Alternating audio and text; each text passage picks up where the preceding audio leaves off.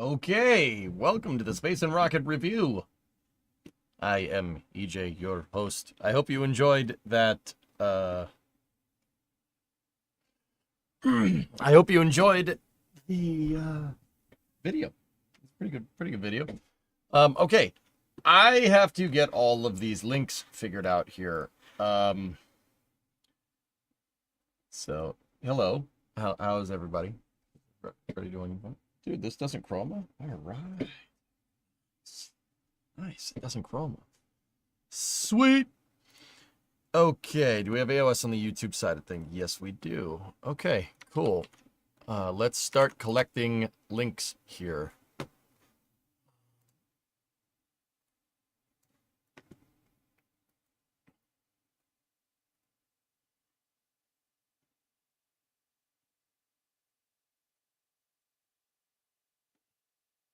Okay, so how's everybody doing? Space and Rocket Review. There is gonna be no after hours tonight. After space news, I have to go and try and figure out an itinerary for Starship because Starship Flight 7 is on the books 5 p.m. on Monday. 5 p.m. Eastern on Monday the 13th. Yeah. This is gonna get a little nutty.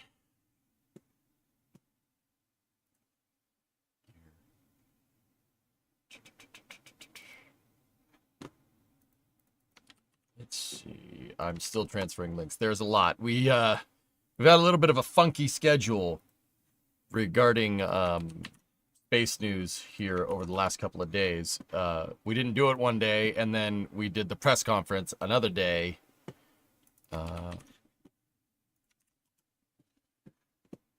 So yeah, it's been a little weird.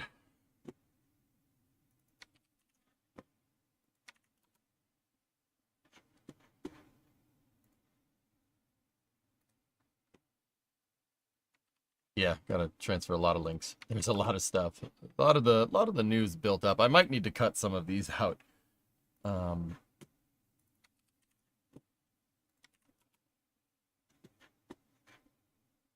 But Creeper did provide me with the links here. Thank you, Creeper, as per usual. Appreciate you.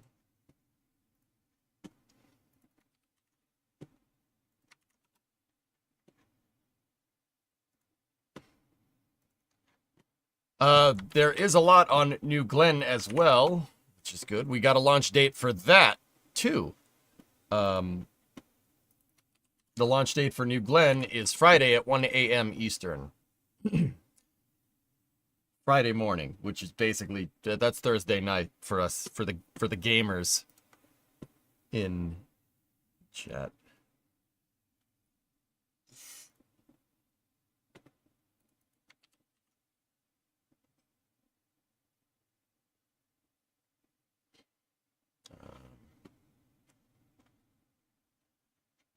Let's track. Some of this might be outdated information. Okay. Are you gonna go down to New Glenn? No. No, I'm good.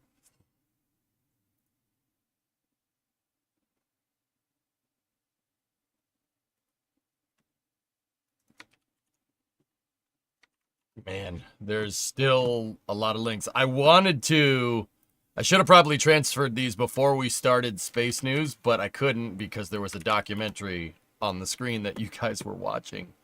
So I didn't get to doing that. If New Glenn scrubs, that's not gonna be good for me.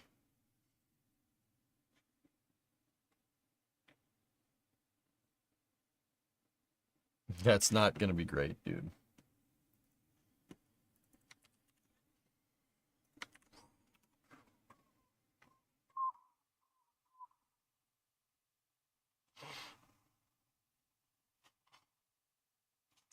Now I gotta sift through all of this.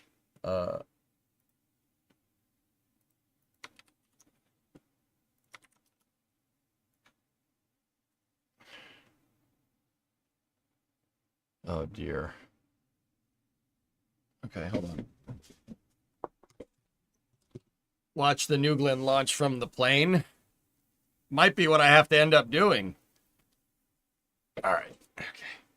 It's getting really hot in here. I have all the heaters running because it is really cold outside. Dude, there is so much. All right. Okay, that goes there. That can go there.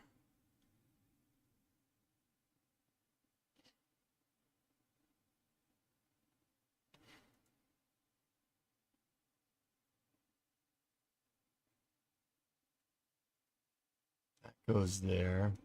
That goes there.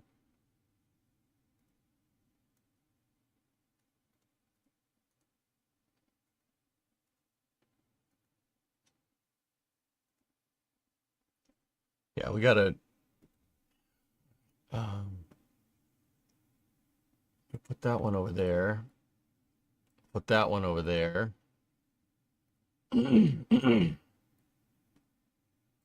I'll put that one over there.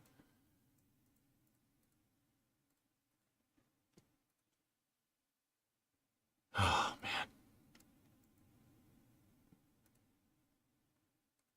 Okay, there's a redundant link. There's like there's tab gore going on here.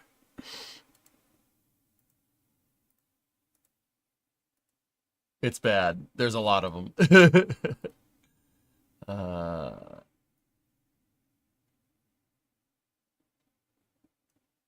I'm trying to get all the Starship stuff over on one side. All right, we should have enough here.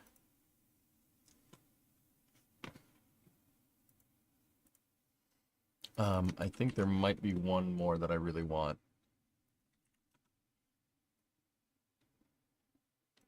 Okay. Are you ready? I already got Mrs. X-Wing sick. Hopefully you have better luck. Oh, no. How was your meatloaf? Yeah, Chief, you asked that too over in Twitch chat as well. How's the meatloaf pie guy? It was, yeah, delicious. It was meatloaf with cheese and breadcrumbs mixed in. And then spaghetti. Alrighty, I need to go pee. Oh. We'll go then. We'll wait. Just say when you're back.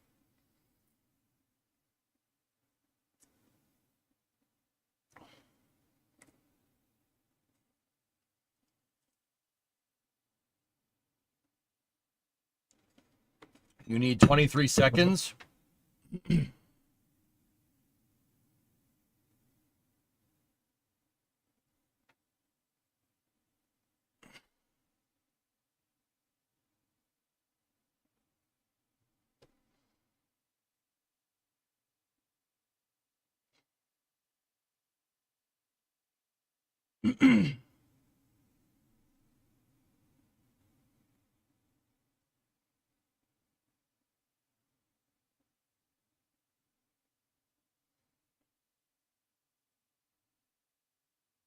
Back.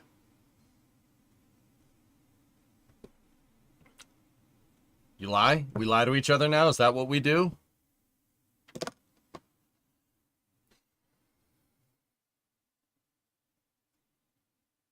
Okay.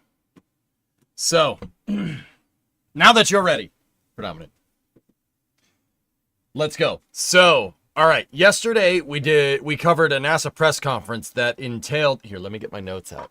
The NASA press conference was about the NASA Mars Sample Return Mission, which is bringing a sample, a sealed sample that's left from the Perseverance Mars Science Laboratory program back to Earth. The press conference was basically, I'll give you the gist of this, guys. Since February 2021, Perseverance has been collecting samples at the Jezero crater. It has enough sample tubes on there for 30 samples. And it's been collecting them since February 2021. The in-house the in-house NASA Mars sample return cost mission was kind of audited early in 2024, and they figured out that it could cost up to $11 billion with a return in 2040. NASA, Bill Nelson, NASA's administrator, decided to pull the plug on the program. And what he put in its place was, he pulled the plug on the program in April of 2024. And what he put in its place was a team that was formed to assess options for the Mars sample return mission. And what that team basically figured out, what they've narrowed it down to, is two options for the Mars sample return. Option one is basically a revised version of the program that they canceled, using pretty much all the same hardware. But it would require some of the hardware to be scaled up to 20% bigger, namely the sky crane. Option one would use a sky crane similar to Curiosity and Perseverance, where they have the sky crane, it comes in via parachutes, right? And then it jettisons the parachutes, and then the sky crane hovers and it drops the rover down onto the surface. They want to do that with the Mars sample return payload. The only problem there is that, amongst other things, is that you would need your sky crane to be 20% bigger. And if it's 20% bigger, I mean, your parachutes need to be 20% bigger, to the point where you're not using off-the-shelf chutes anymore. So that's option one. Option one was supposed to cost about $7.7 billion, and it could potentially, depending on the mission outcome, have a direct return in 2035 or a cislunar return in 2040. Basically depositing, in 2035, depositing the samples in lunar orbit and then sending something to go get it. Option two is a commercial option, and it could cost between 5.8 billion and $7.1 billion. And that's because of the nature of proprietary commercial hardware. We have no idea who that is, what it is. It essentially involves a much heavier lander instead of the sky crane. Yeah. Now,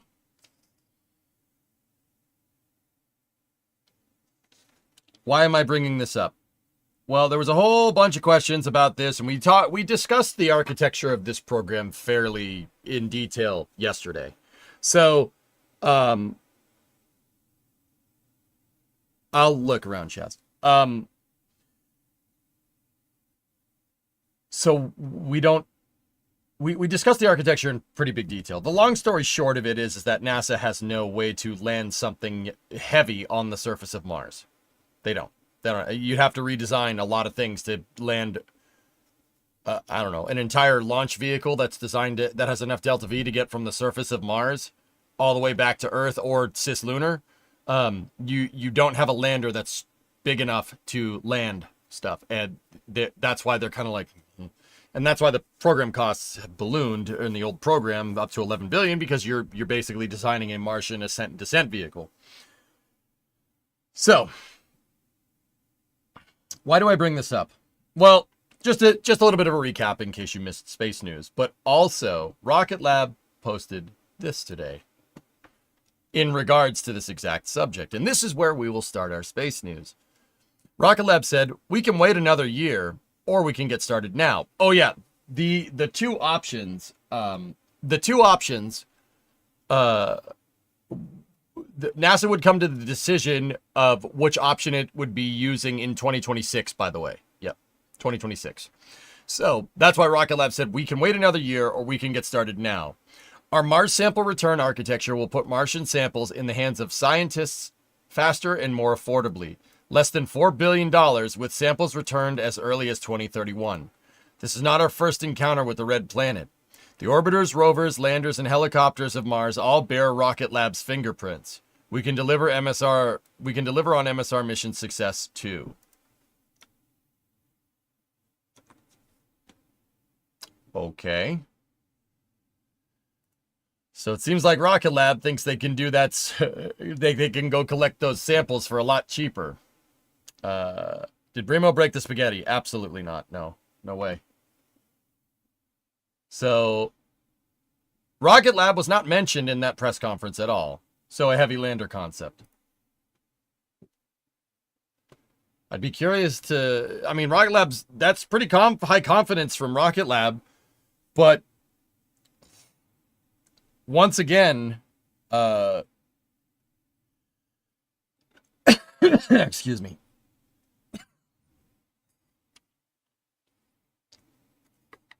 But once again, how are you going to get that there?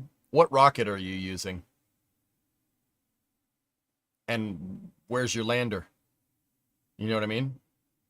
I'm not saying Rocket Lab can't do it. It's just there's a lot of black box stuff here that we don't know about that they may or may not be developing. We have no idea. Starship, Falcon Heavy. Yep. Either way, the messed up part is that I kind of agree with them. 2035 is 10 years away. I can't help but think in the back of my mind, SpaceX wants to send people to Mars, right? They want to send people to Mars. But also, I fully understand Elon time. Elon says they're going to get people near Mars in 2028, potentially, right? Optimistic, as per usual. Not necessarily a bad thing to be optimistic about this. It keeps people sharp. I get it. And, I understand Elon time. I've been following it for a long time. So let's see. Per Elon's own admission, right, and the rest of the people at SpaceX, for what it's worth, they take the impossible and they make it late, right? So if they're targeting 2028 and the sample return is set to come back in 2035, how late do you think SpaceX is going to be delivering on that promise?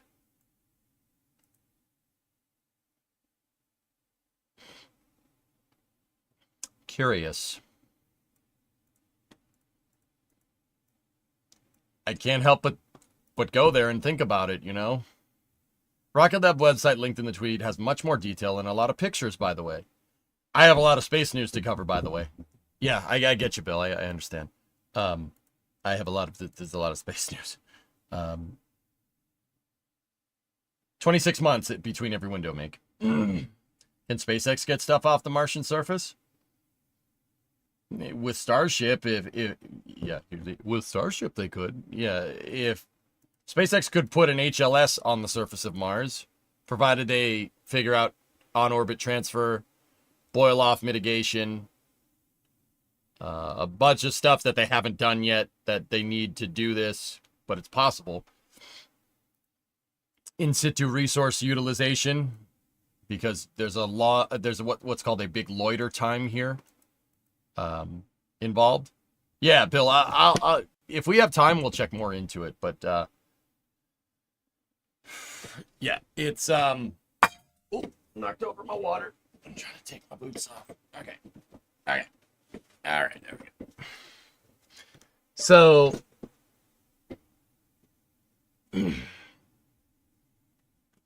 yeah, we don't know. But anyway, guys, I'll be honest. With the notes that I was taking yesterday, and I don't mean to be a little bit pessimistic, and it's cool that Rocket Lab thinks they can deliver in 2031. That's awesome. Great. That's much more competitive than 2030 or 2035 or 2040.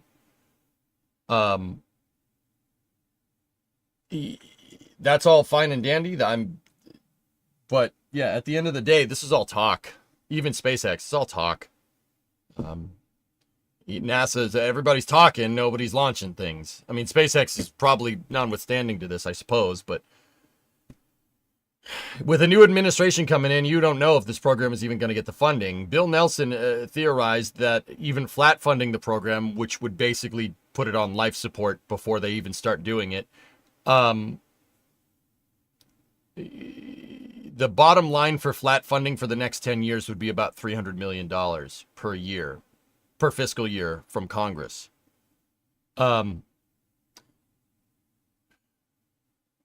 He said that they also said that each option can cost anywhere, nominally about $6 billion is the mean on both options there. 5 to 7 billion between option 1 and option 2. Now, I'm not a rocket scientist or an economist and strimmer math, but 300 million over the next 10 years. That's not $5 billion. That's not that. So yeah, no guarantees that this is even gonna be funded. Honestly, yeah, I'm a little skeptical. That's all. Anyway, so it's cool that Rocket Lab also, Peter Beck and Rocket Lab also looked at that, that MSR press conference from yesterday and went, really? Rocket Guy, what are you saying? I think NASA for this program should try to procure chassis that they can incorporate to reduce risk and schedule while maintaining quality. Shift technology maturity requirements and work with a commercial company to facilitate even future Mars missions passing along the lessons learned. Rocket Guy, my solution to this problem is basically that, but I mean, I don't know if mine's necessarily more candid and not exactly what you said, but NASA should be developing a Martian ascent and descent vehicle at this moment in time. They should be developing an MADV. If you want to push the boundaries of exploration further, you need more down mass capability to Mars. And in order to get more down mass capability to Mars, you need a bigger lander. NASA doesn't have a bigger lander. No one has a bigger lander. Nothing. The Curiosity Sky Crane is the biggest one. And that isn't even adequate per NASA's own admission. What is down mass? Down mass, Squall. How much mass can you land on the surface of Mars from space? Down mass capability. Let's be honest, when Rook takes over, a lot of stuff is going to change anyway. Oh, if. He still has to get confirmed, Geek. That conference was painful to listen to. Yeah, well, it was, I could have told you what they were going to say, minus the options part. Do you think there will be cameras on the Starlink dummies? I don't think so, but we'll talk more about that a little bit later. Is he not a good candidate? I think he's a good candidate. I'm not sure if politicians will, though, especially because, he did the Inspiration 4 in Polaris and stuff. I think he has something to prove against potentially skeptical politicians that don't like what Elon Musk has to say, if you really want my honest opinion. But I also trust that Rook is not, he ain't like that. From everything that I've heard from Jared Isaacman and what he said and how he says stuff, he doesn't seem to be part of that whole partisanal thing going on. But he's going to have to prove that to representatives and senators that are potentially skeptics. Jim had to do the same thing, guys. Jim had to do the same thing. EJ, why do you think they removed the cowbell vents on Booster 14? I don't know.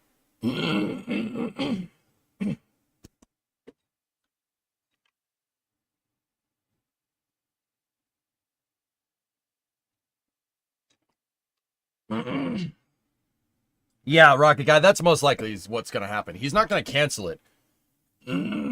But every single one of NASA's programs needs to be reevaluated at this point. The only ones that I really don't think need to be evaluated, or the only parts of NASA that I don't think need to be reevaluated at all, are flight operations out of Houston. And a lot of the scientific mission directorate, so like Curiosity, Perseverance, James Webb, those are all fine. Yeah. And then probably all of the planetary probes that we have out there, just those are fine. Keep doing their thing. Frog in your throat. I just got what everybody else has going around. I'm getting over it, though. We'll be fine. Commercial crew. Rocket Guy, do you want what I think he's going to do, or what I would want him to do in that regard?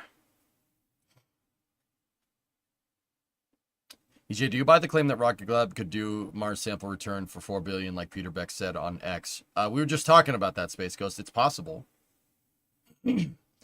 What do I think he's going to do with Commercial Crew? I think he's going to reevaluate it and try to get Starliner working on a routine schedule.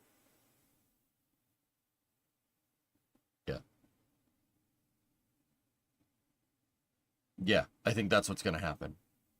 You know, what do I think?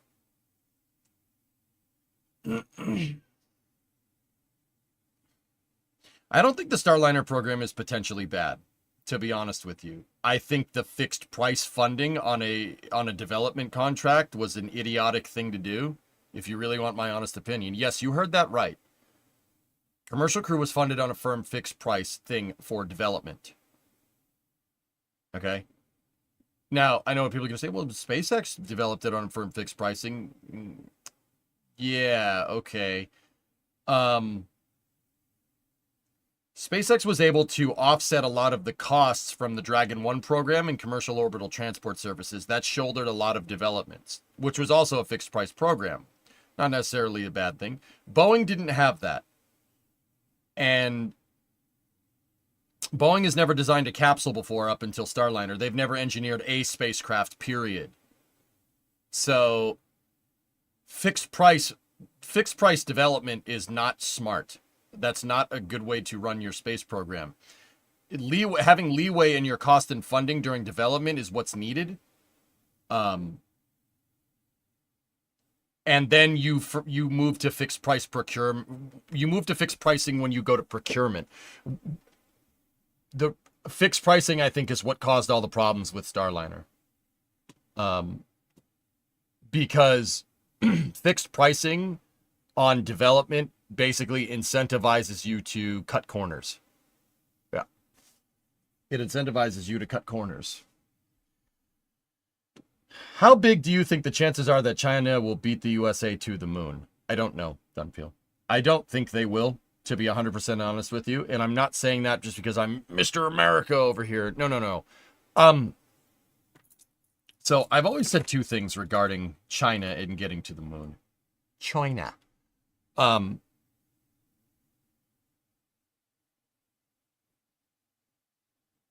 China wants to get to the moon. They want to get to the moon sometime in the 2030s. In the early 2030s, from what I understand. Okay, where's your rocket? Where's your rocket that's going to do that? You need super heavy launch capability to do it. Or you could go with a very, very complicated low Earth orbit rendezvous, LOR style, in which case the challenges with that is a lot more difficult than just building a super heavy launch vehicle. That's what the Apollo program, that's the conclusion that they came to, which is exactly right. So what rocket are you going to use? And if you want to be sustainable on the moon and not just do, one or two missions there, you're going to need super heavy lift capability. Where's their rocket? Where's your Saturn V? Where's your SLS? Where's your Starship? Where is that? It doesn't exist. As far as I can tell. It doesn't exist. Now, does that mean that China won't eventually figure that out? No, absolutely not. If China really decides that they want to build a super heavy launch vehicle, which I'm pretty sure they have with Long March 9, if they decide to really go ham on it, it's going to take a little bit of time, but they'll get it. They'll get it eventually. But right now, I don't see any super heavy launch vehicle from them. Now, if SLS keeps dilly-dallying around Dunpeel, who knows? Which is why I've, said that SLS needs to launch more, not less, because right now that is still our only viable pathway to get anyone anywhere near the surface of the moon. And, I know people are going to say, but EJ, Starship, I don't give a frick. You think I want less rockets? Why would you surrender your one way that gets you the closest to the moon right now? That's the dumbest thing I've ever heard in my life. But EJ, but the cost, but the cost. Yeah, compared to what? Compared to what? The other moon rocket that we have lying around? Oh, wait. The other moon rockets that we have lying around are 50 years old and they're in a freaking museum. They ain't flying anytime soon. Hey, Milan, how are you? So, yeah, anybody that's calling for SLS's cancellation is crazy. You are crazy. You are absolutely out of your mind. Will Starship be a thing in the future? Yeah, sure, absolutely. And if NASA doesn't get off their fat tail, I wouldn't be worried about China losing to China. I'd be worried about losing to SpaceX. If a private company beats you to the moon, whew, that's going to be a little cringe. Fortunately, SpaceX is part of the Artemis program. I don't think we need to worry about that. But also at the same time, there's going to be a point where SpaceX just eclipses your entire ability to launch people into space. And I think that that day of reckoning is something that NASA should look out for. So right now, if you as Rocket Guy and I were saying, you reevaluate SLS and get it to a 4 launch a year launch cadence, then Starship becomes supplemental to our lunar program. And SLS, supplemental. They work together to get to the surface of the moon, like what we planned. If you don't, and SLS continues this one launch every 1.5 year nonsense that we've been like, oh yeah, that's fine, for God knows how long, then yeah, it's going to get to the point where people are going to be like, we don't want this. SLS has to do work. It has to do work. If it doesn't, we could potentially be looking at catastrophic funding losses for the aerospace industry in the United States to the tune of like $5 to $10 billion less capital invested into into the aerospace sector. Because guess what, man? If they cancel that SLS program, they cancel Artemis and say, hey, it's just use Starship, that money isn't going to Starship. That's not how budget procurement works at all. It doesn't work that way. People seem to be like, oh, cancel SLS, just give that money to Starship. Just give that money to Starship. Just give that money to Starship. You think that if you think that that's how our government capital allocation works, you need your head examined. You need your head examined. Save space flight architecture and policy to the people that know what's going on, because you clearly don't. So, yeah, SLS needs to fly more.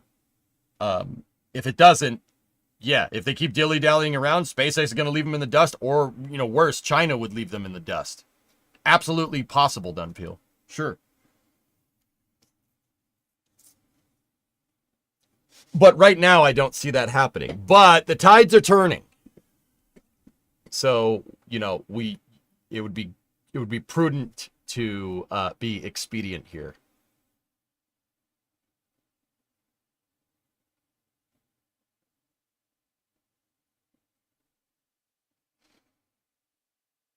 Daily reminder that Artemis 1 was over 2 years ago now. When are you leaving for Flight 7? I don't know. No idea.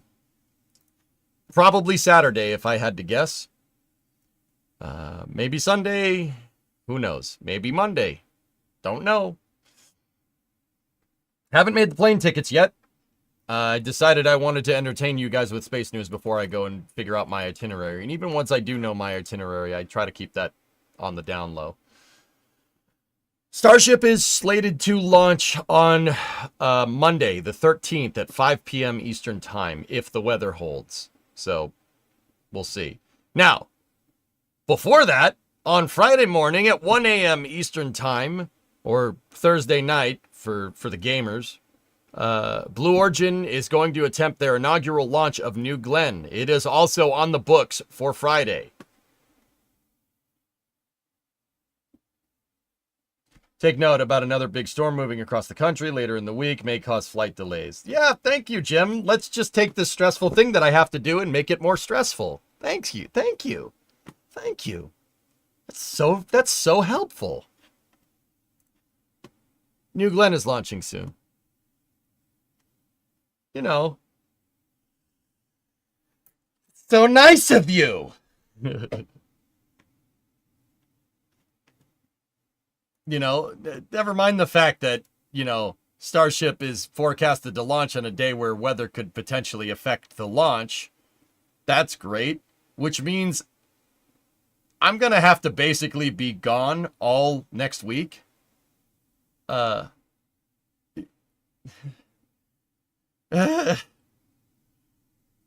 Yeah, so I have to allow leeway time in my itinerary in case it scrubs. So this is going to get very costly very quick, but, that's good. Purchase a one-way ticket sort of thing? I don't know if that's the right move, Rocket Guy. I have to figure it out. Why not wait for one when it's warmer? Get in the truck right after New Glenn launches and you should make it in time. I have a flame trench to do on Friday, Wisp.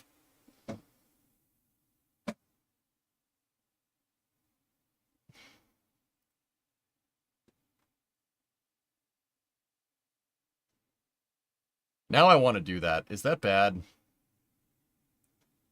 Do it from the car.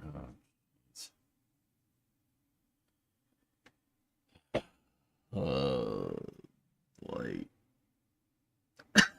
Flame trench from the truck would be sick. Yeah. No, it wouldn't.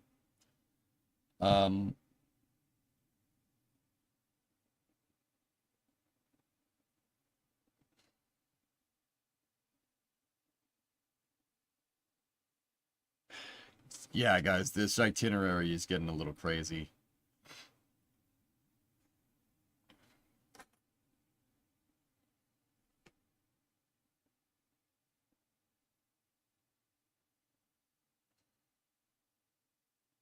Driving is like 30 hours.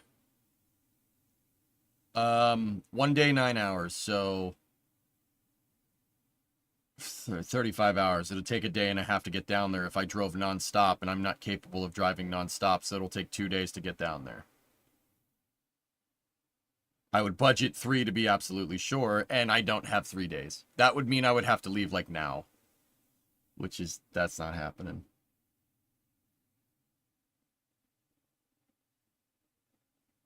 Repshine, I remember being so excited about SLS before it launched and before all the delays. Now it's just disappointing. Delay. Yeah, that's because that's one of the consequences of not having a hardware-rich exploration program.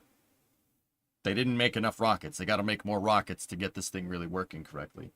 Took us 32 to get back from Florida. Yeah. Do you think Blue Origin is going to give us views of the landing attempt in real time? They have Starlinks on their drone ship. Brand, so yeah, probably. Texas and the South are going to be a mess come Friday.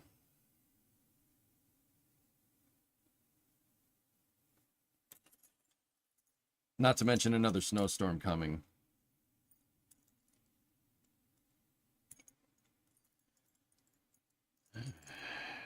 Yeah, guys, we might have to wait until flight 8, dudes. We might have to wait until 8.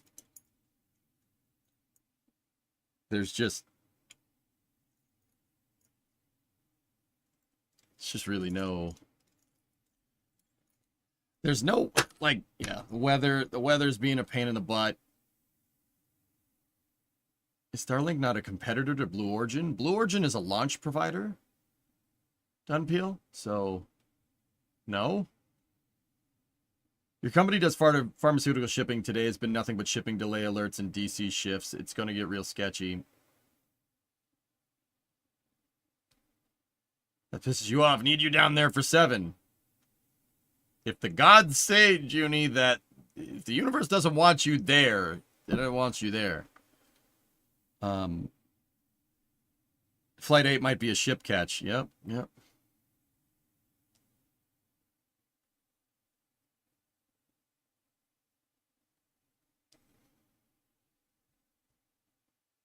I don't know. Guys, after space news, I'm still going to look into it. I'll have an answer for you tomorrow, okay? Let's just leave it that way. Anyway,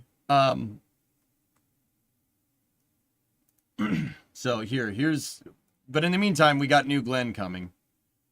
Here, check this out. Ryan has been reposting some of the stuff off Blue's from Blue's website here. Take a look at some of these shots from the static fire.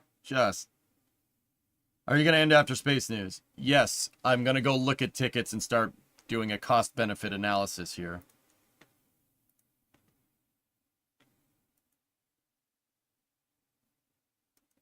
Yeah, dude, their mission control is sick. That mission control is pretty cool. It's pretty good.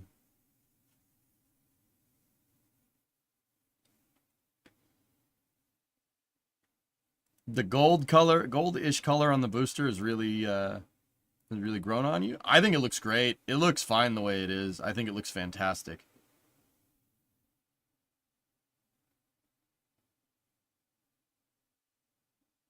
Cost benefit plus plane ticket analysis. Yep.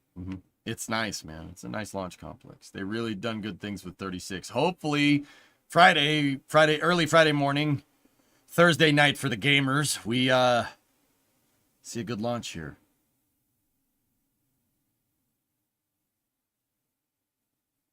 It looks great, dude.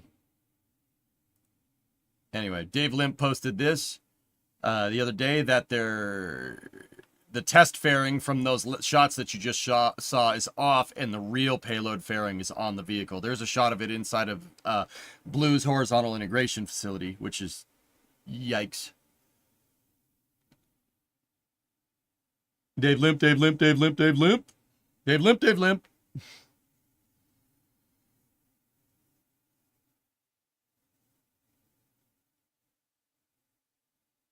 Make it pointier. It's not pointing enough. Is Jacqueline still at the port? Jacqueline is way out to sea, Mike.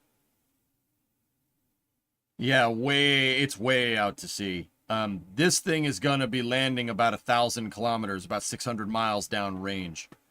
First stage burn time is a lot longer when you have methane, right? And I know people are going to say, well, what about Starship? Starship burns. Well, when you operate methane kind of in a more conventional manner, right? When you have a methane rocket that's designed to fly a flight profile similar to Falcon 9, right? Like, you're going to get a longer first stage burn time, and that's going to shoot you downrange a lot further. Think like Falcon Heavy center core. Yeah, that's the trajectory that this thing will fly on by itself, with no boosters attached to it. New Glenn is a monster. It's a monster of a rocket.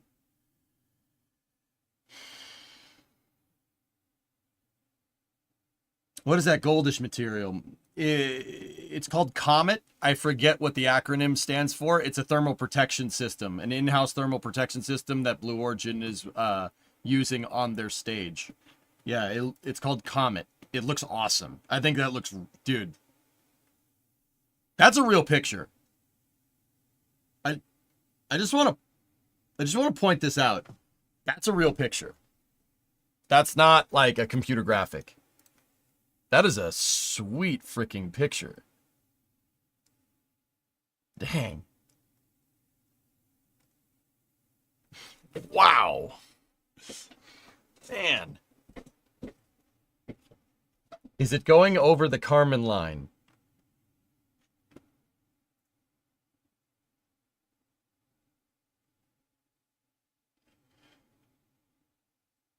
Yes. I mean, I hope so. Yeah. Yes, I hope. I would.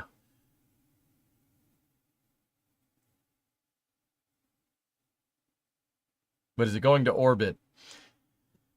New Glenn on its first flight is doing a MEO insertion similar to SLS drummer. Only actually it's a lot higher than SLS. The second stage engine cutoff staging point puts apogee at like 10,000 kilometers. Something like that. It's somewhere up there. On a scale of Starship to Relativity, how blue will the exhaust be? More like Relativity, X-Wing. Good scale. Can I get a link to that photo? Sure. Has that new rocket smell. First stage will be doing a re-entry burn? Yes. But Jeff Bezos calls it an exo-atmospheric braking burn.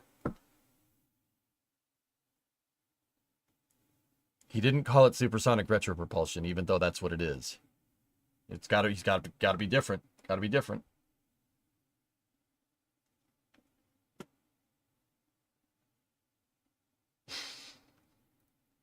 He said the thing. Okay, anyway, next bit of news here. Check this out. So this is coming from NASA EGS. They actually are making some pretty good headway on building ML2 here, which is that's pretty good, man. They started stacking the launch umbilical tower for SLS Block 1B and Block 2. Good stuff. I've also noticed that this mobile launcher, like I've said in the past, is way chunkier than previous MLs.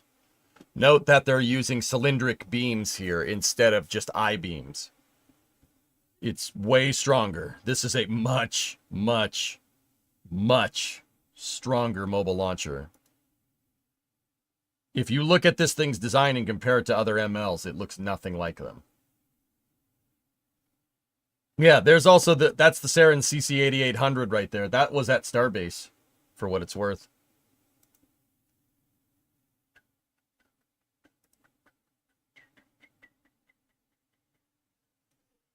Yeah, look at all the triangulation that's going on here.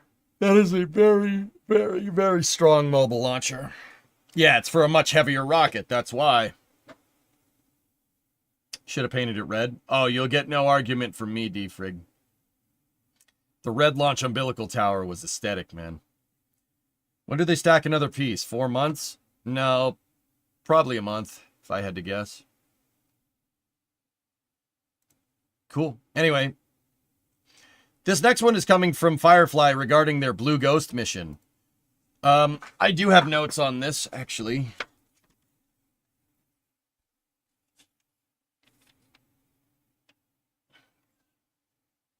The Blue Ghost mission is going to launch on a 60-day mission duration with a 45-day transit window and a 15-day surface stay on the moon. Firefly is reporting that it's loaded up with hypergolic propellant and Mon-3 oxidizer. Cool. This will be launching on a Falcon 9, actually in a couple of weeks. I think it's, hold on.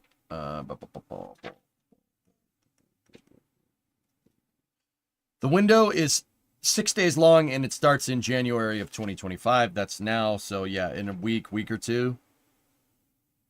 Probably, something like that, if I had to guess.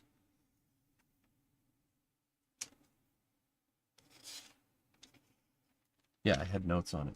This is my ESA press conference notebook.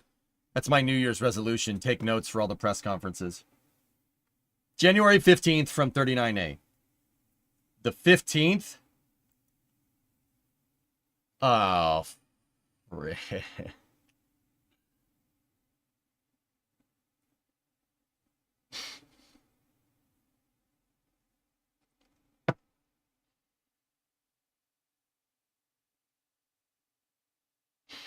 Lovely. Genuine question because I don't know. Why does the tower itself have to be this chunky? I know it's supposed to carry fuel, power, and communication, but this thing feels very fat for just that.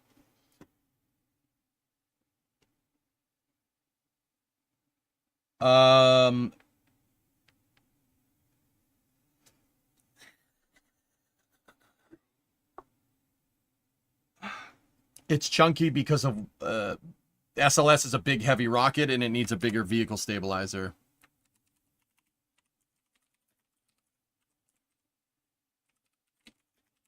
I mean, this is amongst the other things that you said. The vehicle stabilization system is a truss, basically a shock absorber that's attached up the launch umbilical tower, right? That basically holds the rocket and prevents the rocket from moving back and forth during transport operations. That makes it so you have to make this a lot stronger because SLS is a big, heavy rocket. Big, heavy rocket, taller rocket needs a bigger vehicle stabilizer. So the structure needs to be built into this design.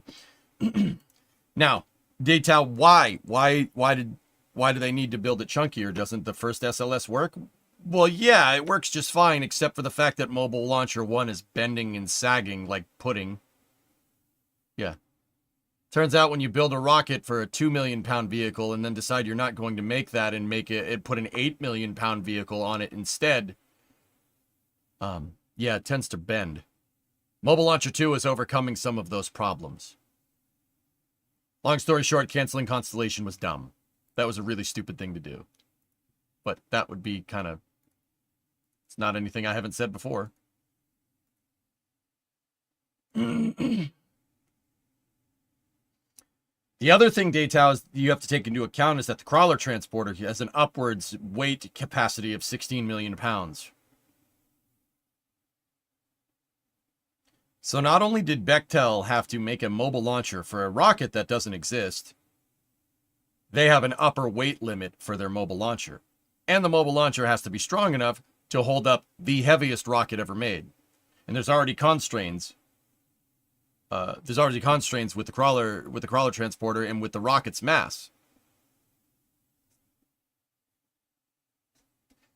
You want to know why that contract? Part of the reason why that contract ballooned to like $1 billion from $300 million?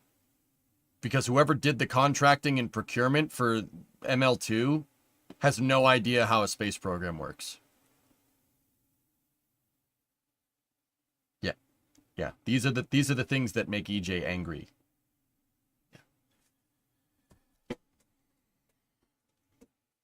And don't get me wrong, for what it's worth, I don't know more than NASA. But this is more of a hindsight 2020 thing. I'm not sure I would have been able to make that distinction at the time that the contract was awarded. But if it was me, I wouldn't have a program like SLS either, so who knows? What color Hulk would you be?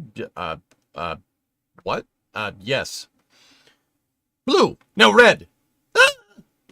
I find it both cool and kind of funny how two different lunar landers are launching on the exact same rocket but take completely different trajectories to get to the moon. Yeah, Archie. Yeah, that mission on Falcon 9 is a rideshare mission. Orange. Yeah, of course.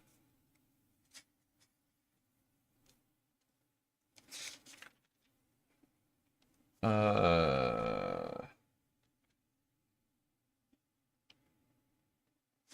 on.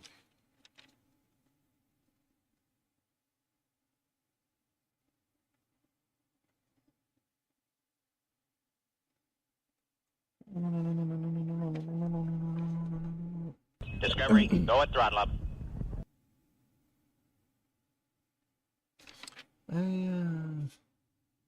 Huh.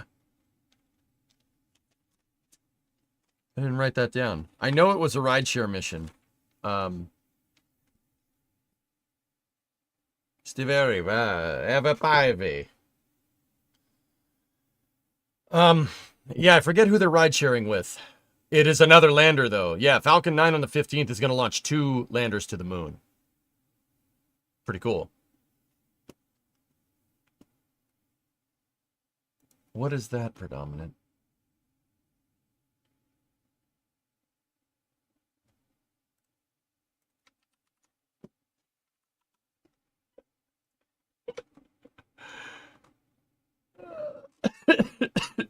Here, let me go over here so you can see, give credit where credit is due. So what does this say? And now I consume the rest. No. First, use the remaining structure to ingest your beverage. How important is this sequence to the beings of your region? This sweet slab suck. It is of highest importance. I will enjoy your region by doing a Tim Tam Slam.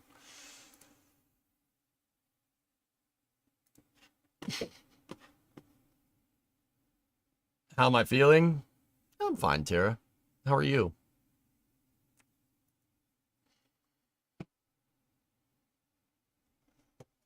I'll be right back.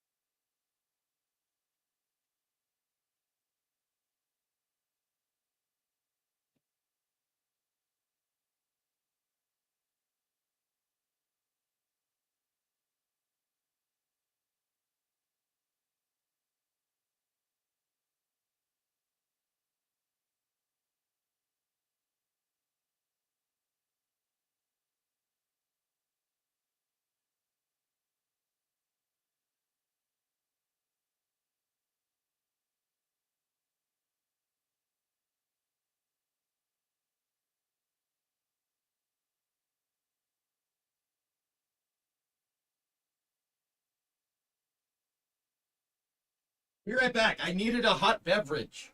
My voice is bad, and just give me a second, okay? Just 1 second, maybe 2, but not 3, maybe 4, 5. Okay, give me a second.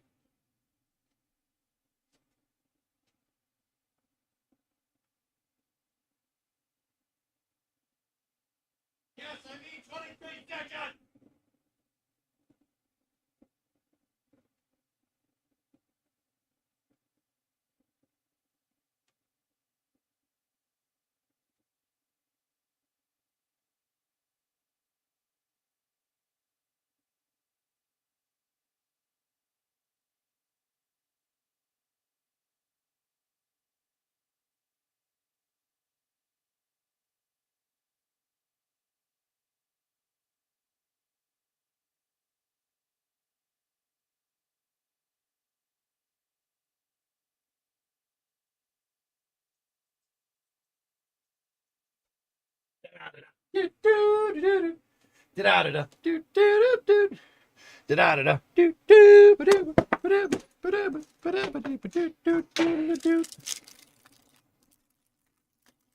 Knew it? What the hell did you think I was doing?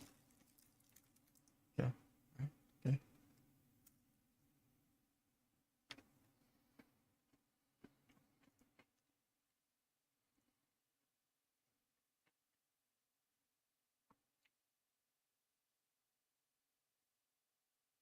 Mm. Mm. Mm. Mm-hmm. Mm-hmm. Mm. Mm.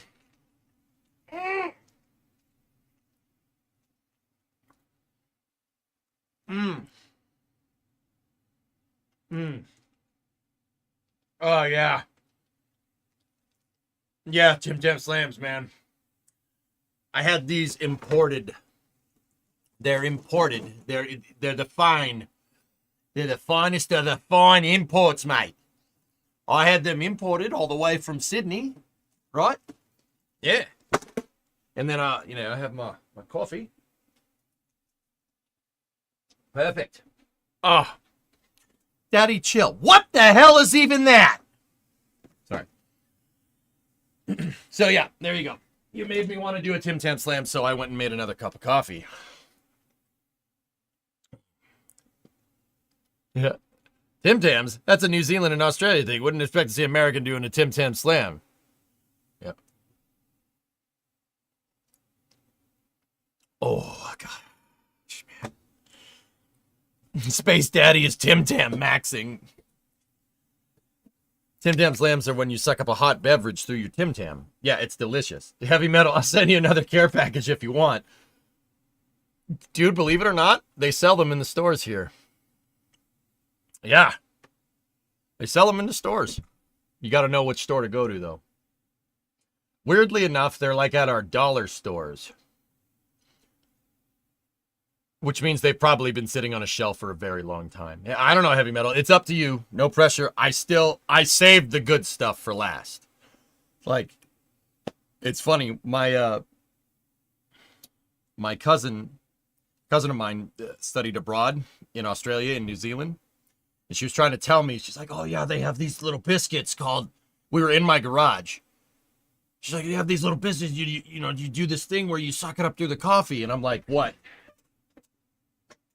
These? And she was like, where did you get those? I'm like, I know people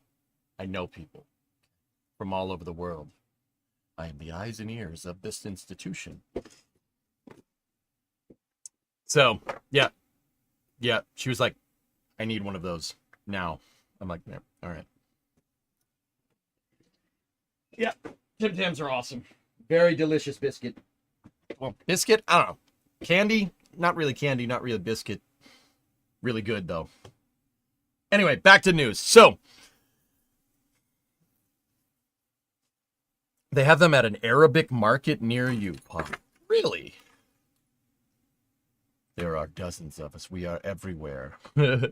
All right, so We are thrilled to be part of the Kratos. This is coming from Rocket Lab. We're thrilled to be part of Kratos' defense team for the Mach-TB program and ready to serve the Department of Defense with even more hypersonic technology tests on our HASTE launch vehicle.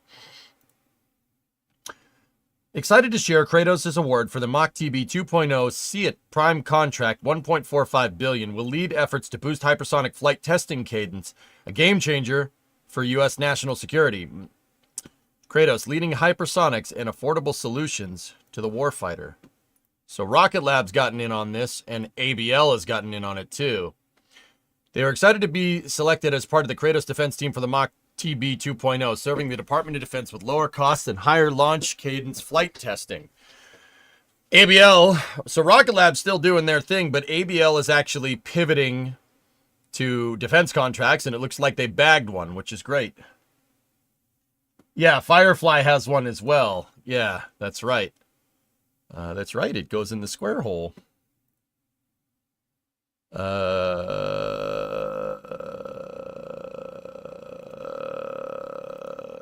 2, 1.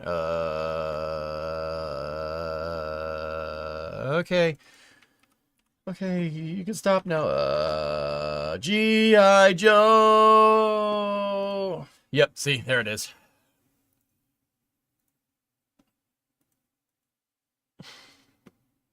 Firefly as well. Cool. Hypersonic testing with three different companies. Pretty good. 1.45 billion. That's great. Rocket Lab has their HASTE rocket, which is an electron rocket that flies on a low, shallow suborbital trajectory to test hypersonics. Turns out that rockets go fast, and in order to test hypersonics, you need to go fast, and rockets do that. I'll tell you what. Engineers are bad at dealing with customers. So you take the specs from the engineers physically and bring them to the customers? Yeah, well, no. I mean, sometimes they're faxed. What would you say you do here?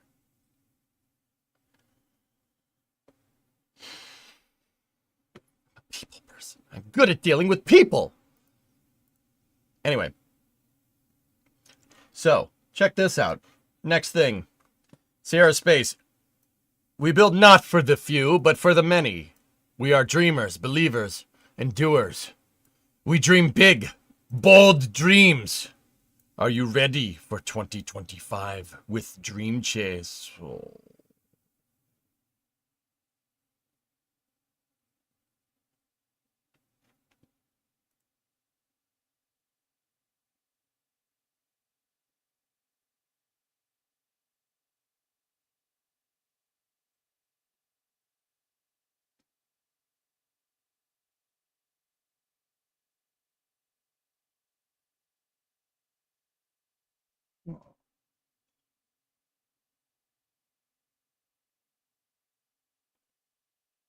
That's nice.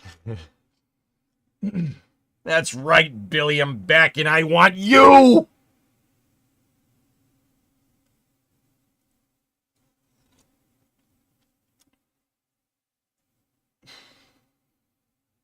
Which brings me to the next thing. Eric Berger reports that their CEO, Tom Weiss, got fired.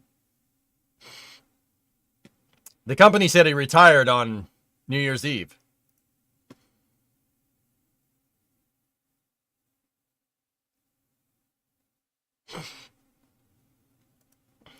Guess the dreams weren't big enough.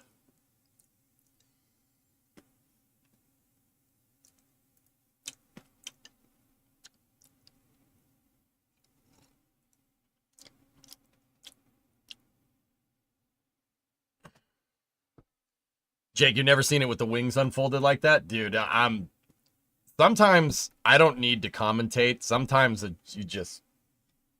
Would you just look at it? Would you just look at it? Would you just look at it? Look, wow, would you look at that? Would you just look at it? I wish I could retire after 3.5 years.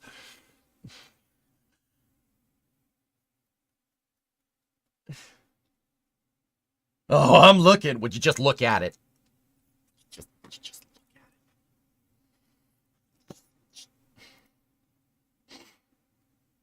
Borgar is back at it again. What's up, Forge?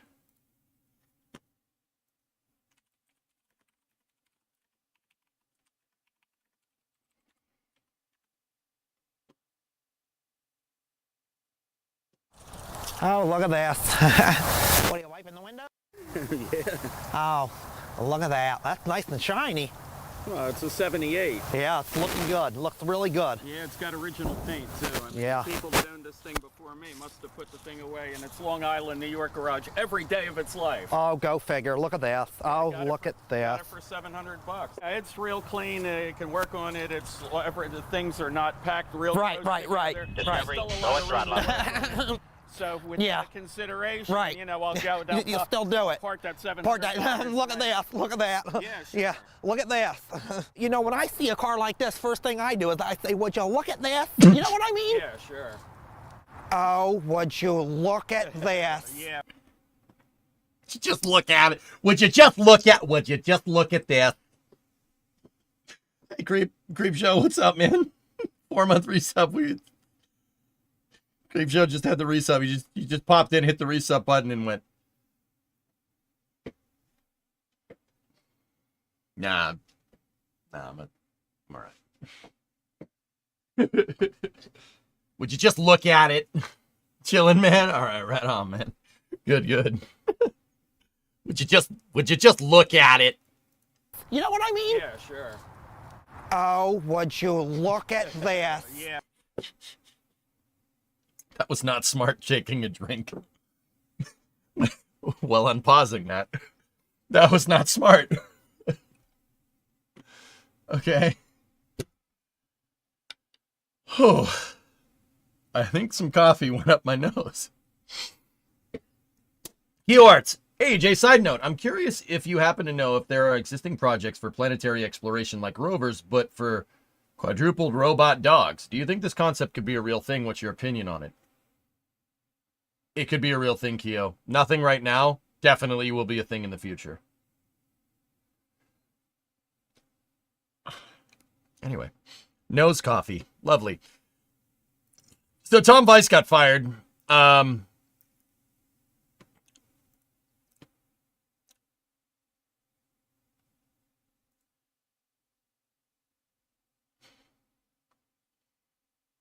Yep. All right, cool. Intuitive Machines update here. Okay. Jake, you're saying the Flight 7 notice to airmen for the Mexican side of the Gulf of Mexico just dropped, also stating January 14th for Starship. Nice. Fired. Would you look at that? Would you just look at what he's not looking at it? Anyway. So, Intuitive Machines, Lunar 4G LTE, Nokia, and Intuitive Machines have completed the final integration of Nokia's Lunar Surface Communication System, LISC, to Athena, set to deliver the first cellular network on the moon during the IM-2 mission. Using Intuitive Machines' expertise in delivery,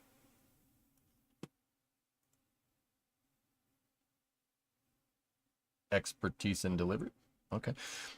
Data transmission and infrastructure services, Nokia's LSCS is intended to provide 4G LTE connectivity to support high-definition video streaming, command and control communications, and telemetry data on the lunar surface. In the Gulf of America. Oh, that's the... Oh yeah, Lord Gugu. I thought you were referencing our Maximalist US playthrough in Hearts. You're not, are you? Oops. Gulf of America.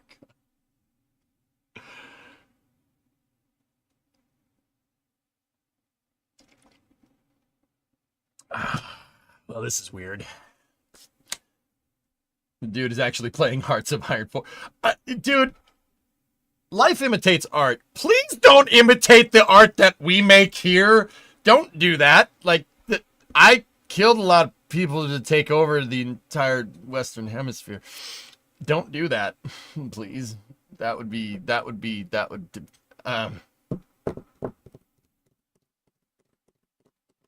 Next news. All right, let's go.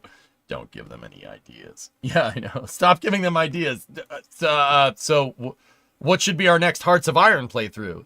Should we do like Minimalist Luxembourg or something?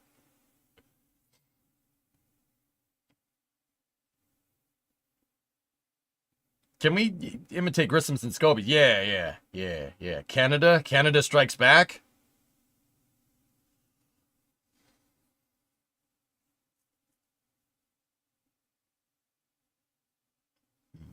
I'll think about it.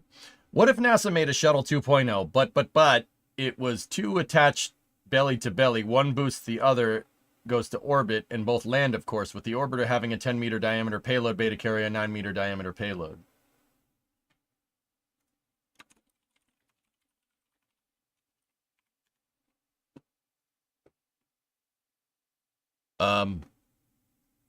Please hold.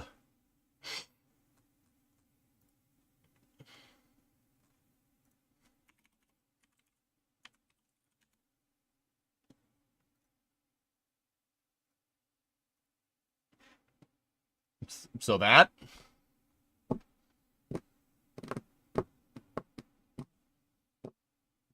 make the Vatican great again. Yeah, we should figure out what path we need to take to get Imperium Romanium.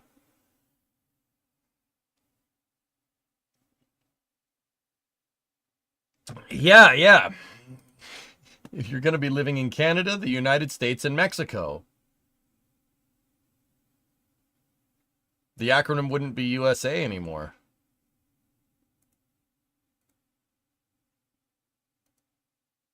Next news. All right, let's go.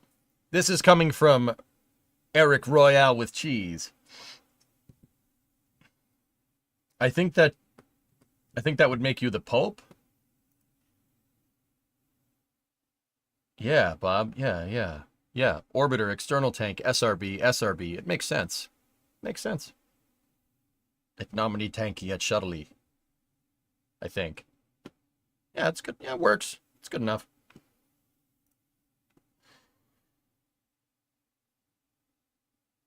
I mean, it makes sense. All right, so what's Eric Berger up to here? Go Holy Roman Empire for Germany? You could do that, dude. Shuttly. Actually, we haven't done a Germany playthrough in a long time. The last Germany playthrough that I did in Hearts of Iron was probably like 4 years ago or something. I took over the entire world. Yeah, and nuked anybody that tried to get in my way. But Hearts of Iron has gotten a lot more complicated since then. Like, a lot more complicated. By 1962, I conquered the entire world. But yeah, like I said, Hearts has gotten a lot more complicated. Since then. Like, the Navy update made the... Yeah, they completely redid how the Navy works. They've completely redone how planes work. Yeah, it's gotten considerably more complicated to play. Like, it is a lot harder to take over the entire world.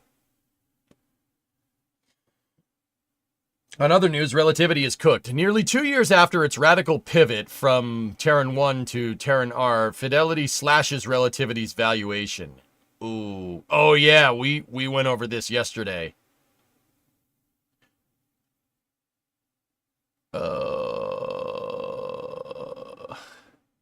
Yeah, Sputnik, it would be, not great. Germany had a big content overhaul as well. The launch bubble keeps on popping. For several years, an innovative California-based launch company named Relativity has been the darling of investors and media. Relativity promised to disrupt launch by taking a somewhat niche technology in the space industry at the time, 3D printing, and a niche technology? No. Stereolithography has been used in aerospace since the 1970s. Nice try, though. And use it as the foundation for manufacturing rockets. The pitch worked. Relativity's chief executive, Tim Ellis, liked to brag that his first investor call was to Dallas Mavericks owner Mark Cuban, who cut the company's first check. Cuban invested $500,000. Not bad. This was just the beginning of the torrent of funding by Ellis, who, by November 2023, turned the privately held Relativity into a $4.5 billion company following its latest Series F funding. This was an impressive start for the company founded by Ellis and Jordan Noon. Jordan Noon doesn't work for Relativity anymore. Both engineers in 2016.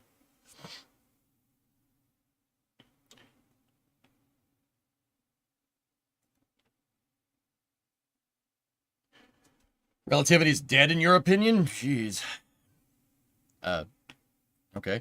A big bet. The Series F round occurred as Relativity was amid a bold gamble that in hindsight may have been a poor bet. In March 2023, the company launched its Terran 1 rocket for the first and only time. After this flight, Ellis announced that the company was pivoting immediately to develop the much larger and more capable Terran R rocket. It's a big, bold bet, Ellis said in an interview, but it's actually a really obvious decision. Is it, though? Is it, though? You have a rocket that's like 98% of the way operational, and you're like, nah, we're not going to do that. I would like to point out that not even SpaceX did that. They kept launching Falcon 1 until they got 2 orbital flights under their belt and then pivoted to Falcon 9. And that's only because they got seed money for Falcon 9 from NASA. You sure about that? Or not? You sure about that? You sure about that?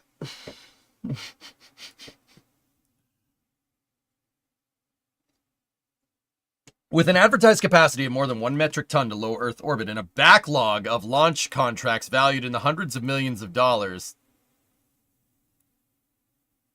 you had a viable, potentially profitable launch vehicle, and you're just like, nah, we're not doing that. Would you just look at it? Terran 1 had the potential to draw significant revenue. It could also have nabbed a share of launch contracts that have since been snared by competitors such as Rocket Lab with its smaller Electron vehicle and Firefly with its comparably sized Alpha rocket. Instead, the lack of an operational rocket meant that Relativity has likely been subsisting on little revenue since the decision to go all in on Terran R nearly 2 years ago. And it has not been an easy pivot. In September, ARS reported on some of the challenges that developing the much larger Terran R vehicle has entailed, including the need to procure large components of the rocket from outside suppliers rather than manufacturing or printing them in-house. And the business, we call that a big red flag. Big red flag, mate.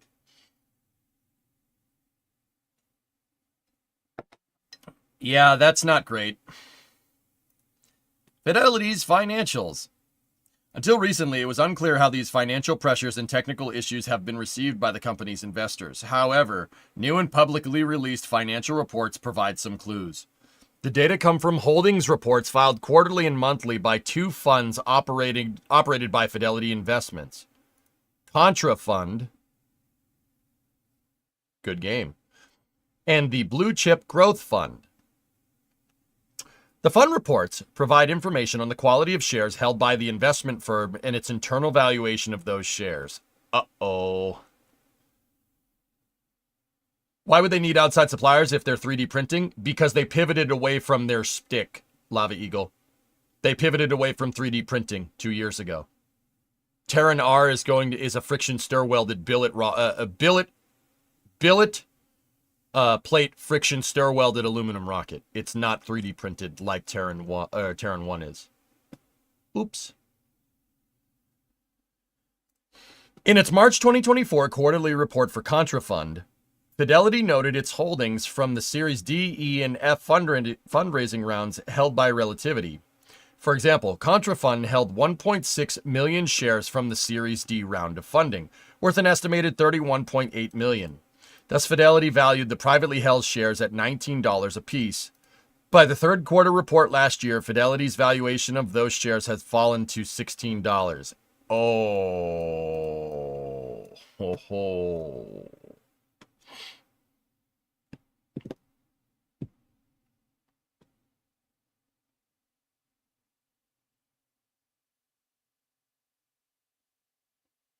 Rocket Guy, I just don't really understand why you wouldn't keep flying Terran 1.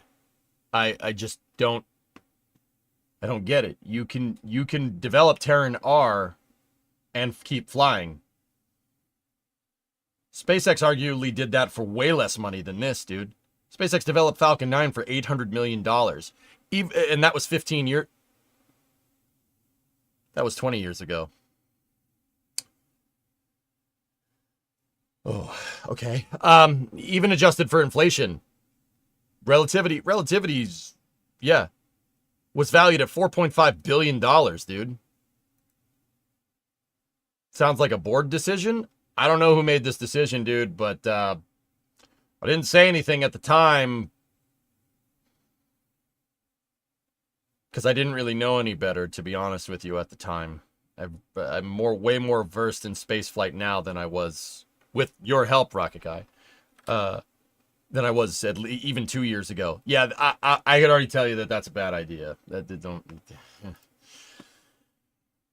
However, in a report ending November 29th of 2024, which was only recently published, Fidelity's valuation of Relativity plummeted. Its stake in Relativity, valued at $31.8 million last March, was now worth $866,735. Per share value of 52 cents.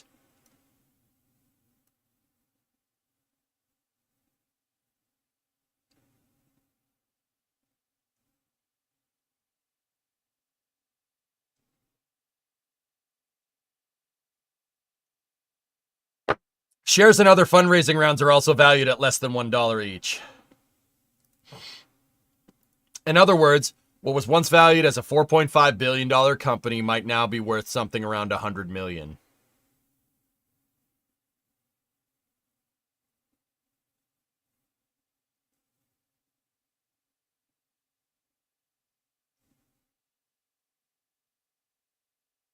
At least according to one of its institutional investors. Moreover, the Fidelity documents indicate the value of some common stock held by employees worth about $15 a share a year ago may be worth close to nothing.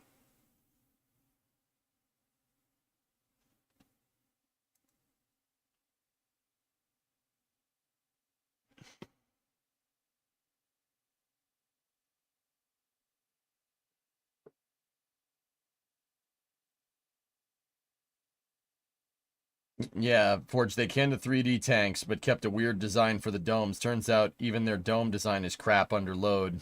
Ended up reverting to standard aluminum domes. Yeah.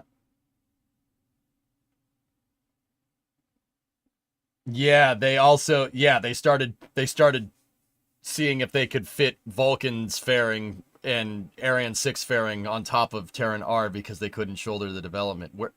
Dude, how do you piss away $4.5 billion, man? How does that even happen? They didn't piss away $4.5 billion. It was a $4.5 billion valuation. So a little bit different.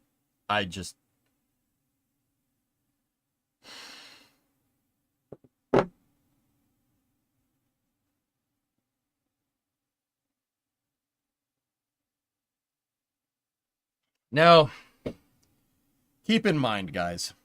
Keep in mind. The company doesn't have a lot of value right now. That doesn't mean it couldn't get that value back if it follows through on Terran R. That valuation will come back. Right now, it doesn't look very good, but that's only telling you potentially half of the story. Just keep that in mind. I have not seen any Terran R hardware, Bill. Nothing. I do know that they're doing some stuff down to their launch site, down in the Cape. The launch site that they completely refurbished for Terran 1. Built out an entire GSE and launch complex for it, and then used it once.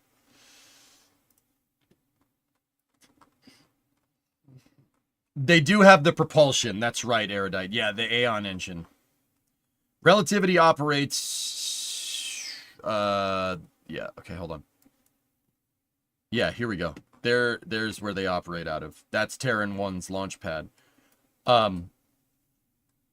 This is showing preliminary grading operations here, but they're basically building another HIF right here, and then another launch complex for Terran R right here. The only hardware propulsion is Aeon R. Yep. It's not 14. 14 is Stoke. Yeah. Stoke, Relativity, Firefly. I don't know who has these pads. I forget.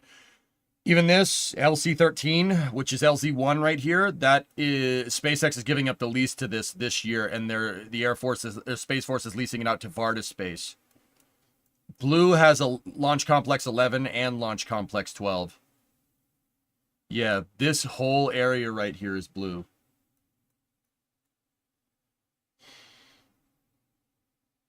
Via and Phantom. That's right, Jake. Yep. More and more Starbase Live watchers enter chat. Would you just look at it? Yeah, well, Would you look at that? Would you just look at a it? few more blemishes on the car. Oh my gosh, just look at it. The car is not. Would you just look at it? That's still funny, dude. That video is super old.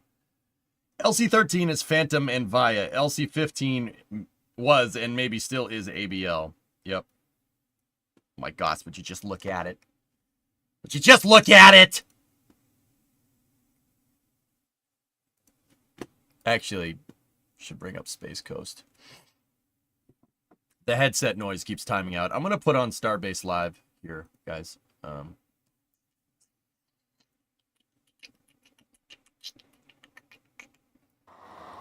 There we go. Just get us some nice background noise. That's so my wireless headset doesn't time out.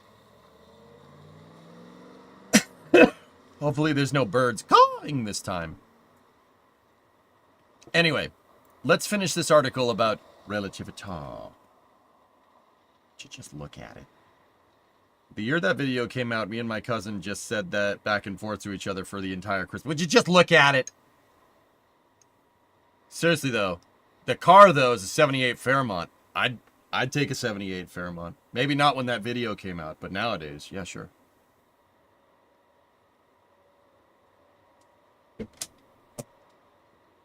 What keeps you up at night, Mr. Dillinger? Coffee.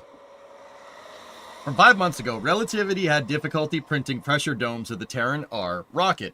One of the documents references a large buckling event with a printed dome. As a result, Relativity seems likely to purchase these pressure domes from a European aerospace company.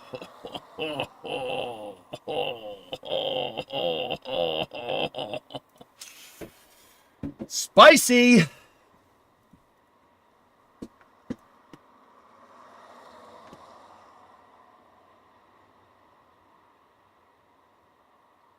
It's Ariane 6's domes. So let me get this straight. Out of all the people you could have gone to get domes for your vehicle, they chose Ariane Space. I just want to mention that out loud for the record there.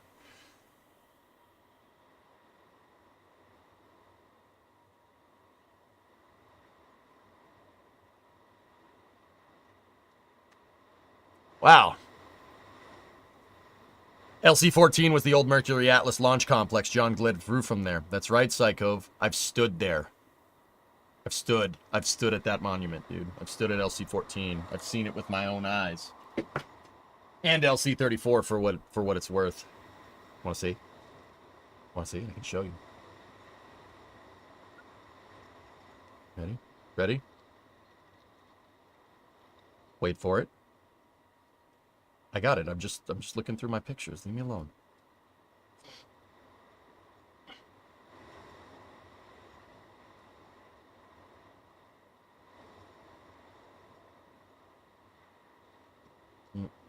Here, hold up. Where are you? Where are you? Where's that picture?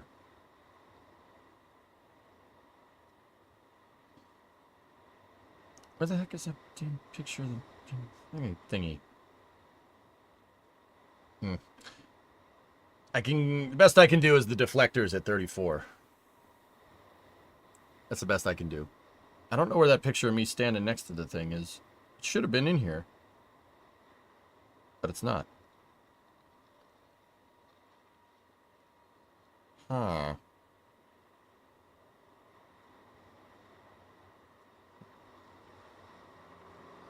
There's that. It's pretty neat. I could have sworn that picture was in here. Guess not.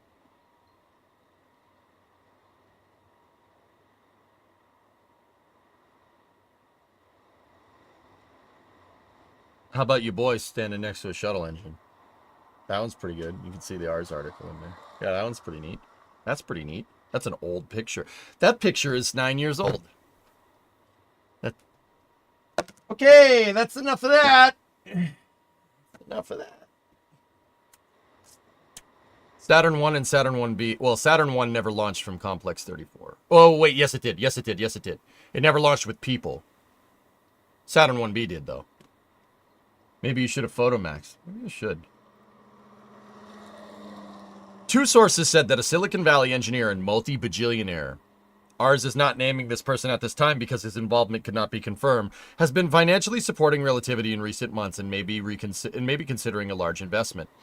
A significant investment would give Relativity Space some funding runway to continue working on the Terran R rocket and possibly bring the booster to market within the next couple of years.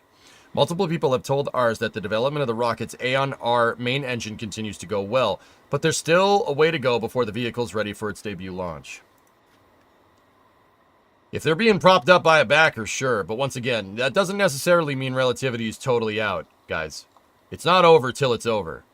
Everybody said that Astra was going to go bankrupt years ago, yet they're still here working on Rocket 4.0.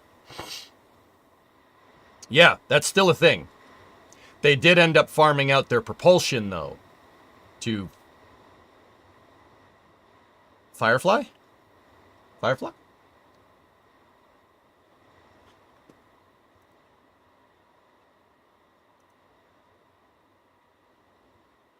Firefly.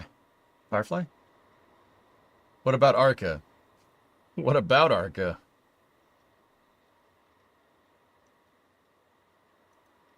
How many engines is Firefly leasing to people? Or selling to people? Firefly is selling to Northrop Grumman. They're obviously using their own engines.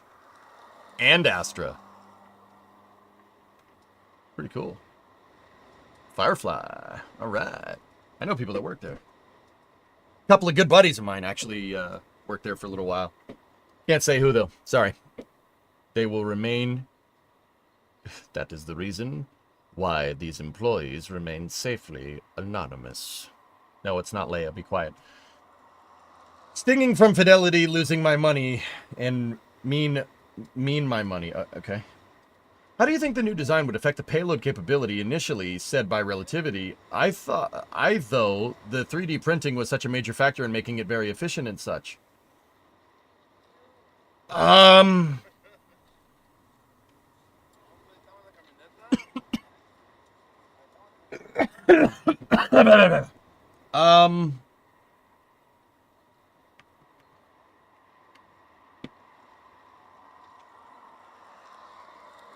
Apparently it wasn't efficient enough. When can we expect Raptor 3 to fly? Jim, I would say this year. So I hope that Relativity pulls through, but yeah, I'm not entirely sure that the pivot... I'm not entirely sure that the pivot away from 3D printing was the smartest decision, especially since, you know, that was your whole stick with investors.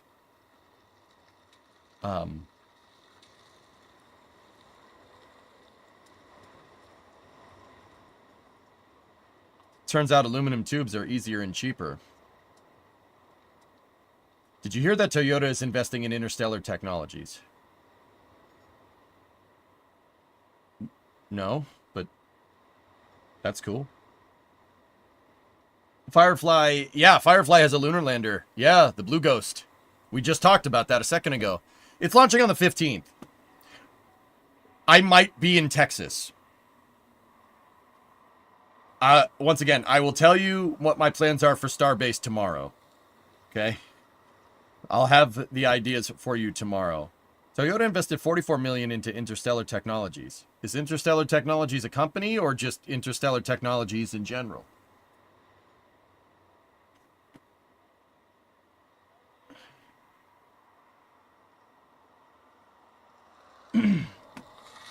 Interstellar Technologies is a company.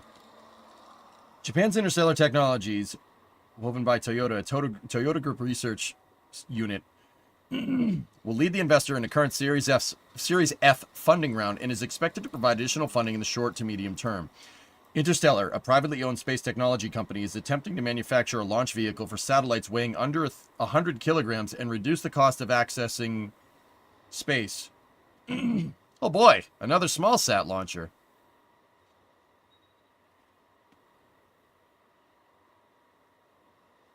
Their rocket is grid fin maxing, you can see for yourself. Oh, that rocket, yeah. That's right!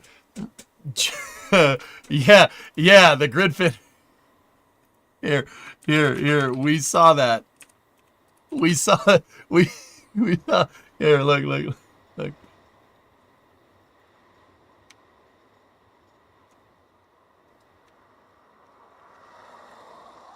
There you go.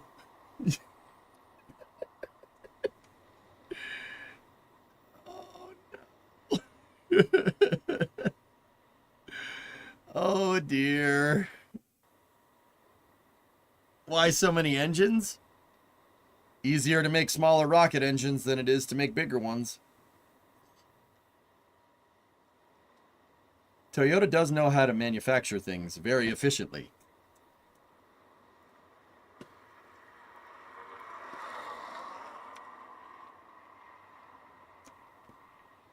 Yeah. Interstellar Technologies, confirmation that Joe watches, but we already knew that. Yeah. What the heck? You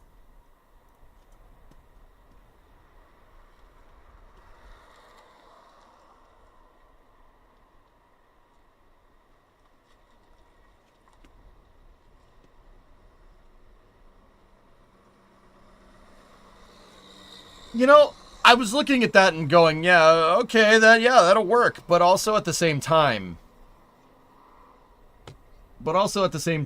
you know, okay. That's fair.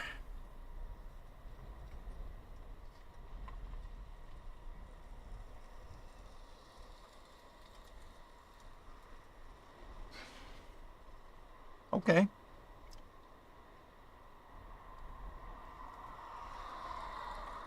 Who do you think you are? I am. Did it right. Okay.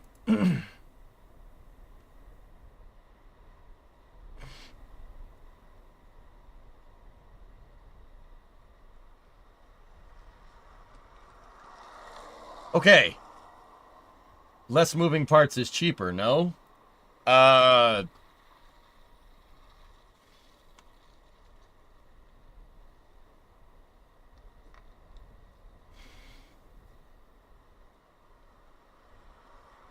That's their next-gen small-sat launcher called Deca. No, that's a 3D render of their next-gen small-sat launcher. Gotcha there. Gotcha! I mean, John, it really depends. I've heard of a lot of different instances in the space program or commercial space market where people took the best part is no part a little too far. Yeah.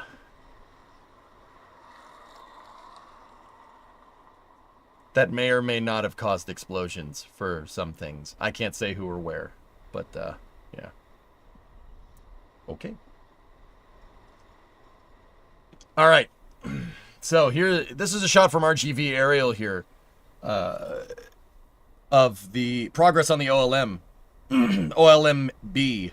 This is Starship's next generation launch mount here. As you can see, it is a square. Where does the launch mount go? That's right, it goes in the square hole.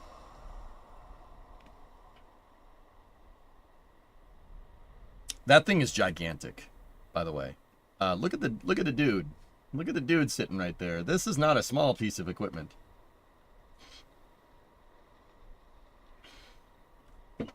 Where does the circle go? That's right, it goes in the square hole. Bodojo, EJ, you're American and I'm Italian, so why does Twitch give you French ads? Sacre bleu!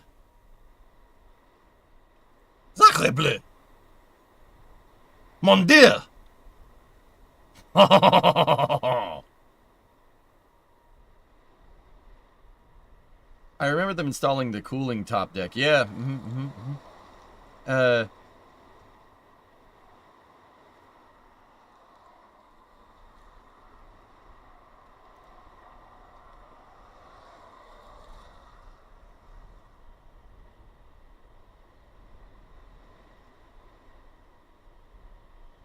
Yeah. I don't know, man, because bad targeted advertising. Because of the romance language? Do you speak French, John? Do you speak French? Or Spanish? French is not romantic at all.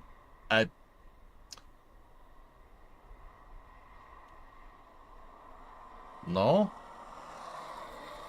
It may sound romantic. It's literally called a romance language. It may sound romantic in the movies. You need to watch more movies. I know you've been asked, but I don't know if you see the MSC release trailer yet. I haven't seen the release trailer. No. Yeah. No, but in school they taught us French, Spanish, and Italian were romance languages. Oh. Quanto fagioli, signori? Por favore, signori. Quanto fagioli? John? Yeah, see? You don't speak any of those languages, so you don't know. Quanto fagioli, signori? Parla italiano, signori! Per favore!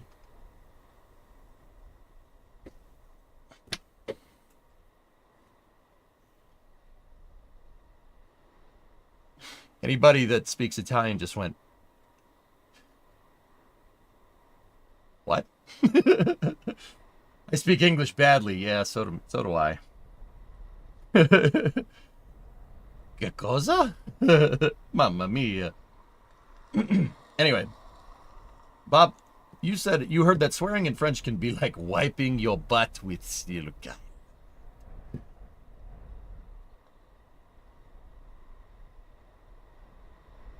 Mandolino. But Dojo, don't tell them what I said. Okay? That's just be our little secret there. I figure it's kind of like how folks that speak German and Yiddish can understand each other for the most part. It is, but you're completely missing the fact that I'm screwing with you, John. So I'm just gonna move on. Okay, cool. Anyway, this is coming from Starship Gazer here. Starlink simulators spotted inside of the Star Factory. Yes, here are basically Starlink V2 mass simulators. The reason why these exist here is because, well, let's see if, actually, hold on. Next. Yeah, there we go. So check this out. This is off Lab Padre. They started installing the simulators inside of Ship 33.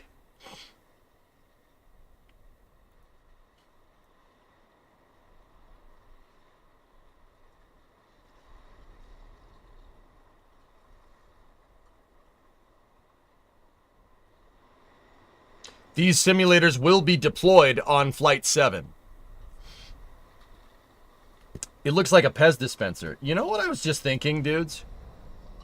SpaceX needs a Starlink stripper clip. Am I right? Yeah? Yeah. The satellites will burn up. They will be deployed on a suborbital trajectory, yes. Yeah, we need a Starlink stripper clip here.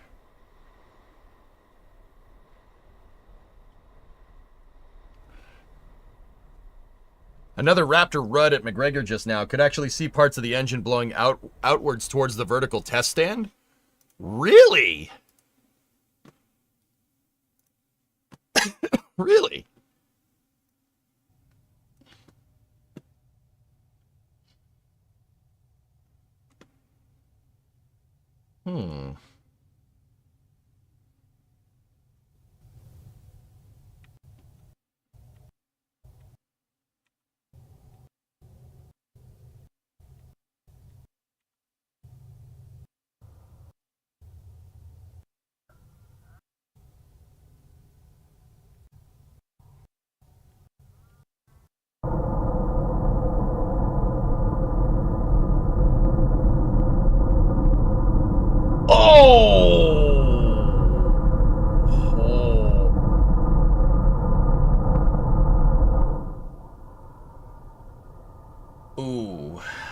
Yeah, that's not great.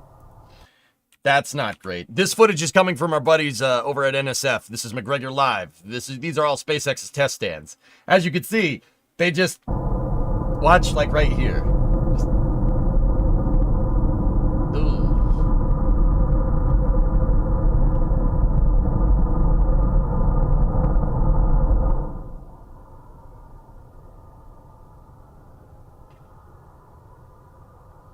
Ugh.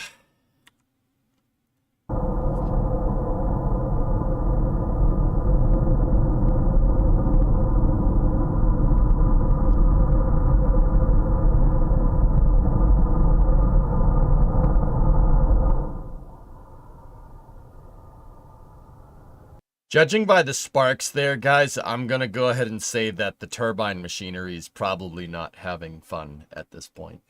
Yeah. We didn't really hear a bang per se here, but you saw sparks fly off the test cell and the rocket engine immediately stops.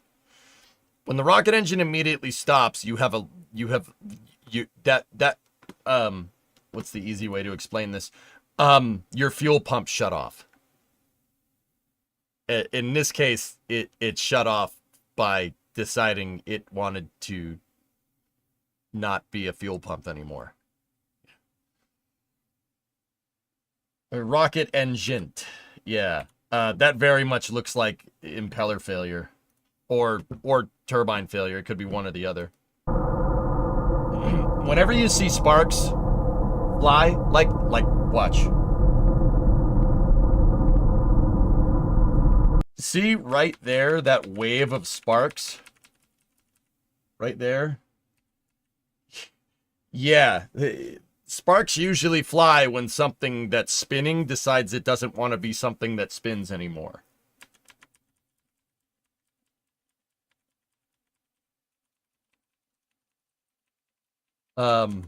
Yeah. We saw something very similar with Rocket Factory Augsburg when they had ignition inside of their liquid oxygen impeller on their engine, most likely caused from cavitation, but who knows? We never really heard the outcome of that RUD. But yeah, remember it shot sparks everywhere like that? Yeah, that's I'm like, I'd say 65.33 repeating, of course. Sure that is something with impeller failure. You have an immediate loss of chamber pressure and sparks flying everywhere. Yeah. Would that be like throwing a rod?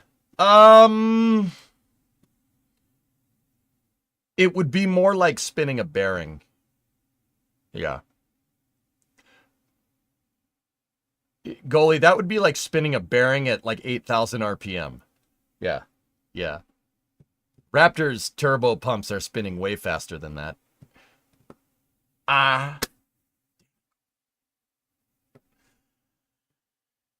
Yeah, that, I mean, once again, it's just speculation. I'm pretty sure, though, that that's some type of impeller or turbine failure. Or having your crankshaft disintegrate under you. Yeah, man. Yeah, not great. Not great, Bob. Not great. Anyway, once again, if you want to see more of that, go check out my buddies over at McGregor. At NSF, check out McGregor Live. It's good stuff. Anyway, we got updated pictures here coming from RGV as well about the flame trench, baby. They've definitely been digging out more of this trench here. Let me see. Let me take a look. Yeah, it's gotten way down there. Look at the dump truck.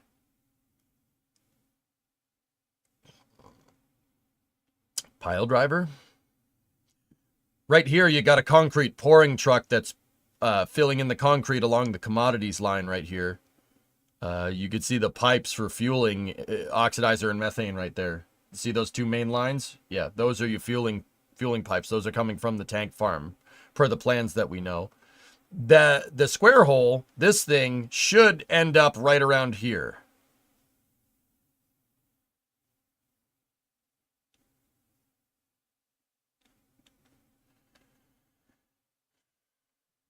Close. Tieback installer. Tieback install. Oh, interesting. That's what that thing is? Okay, so it's not a pile driver. Well, not entirely.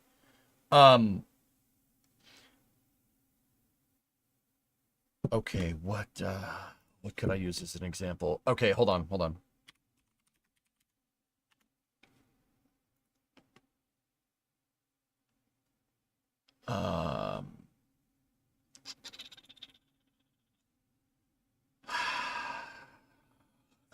That's what popped into my head out of all the things to freaking. All right, I guess I'll just show it. Out of all the things that popped into my head, this is the one to demonstrate what that thing does. Give me one moment. Okay, give me 2 moments. Jeez. All right, so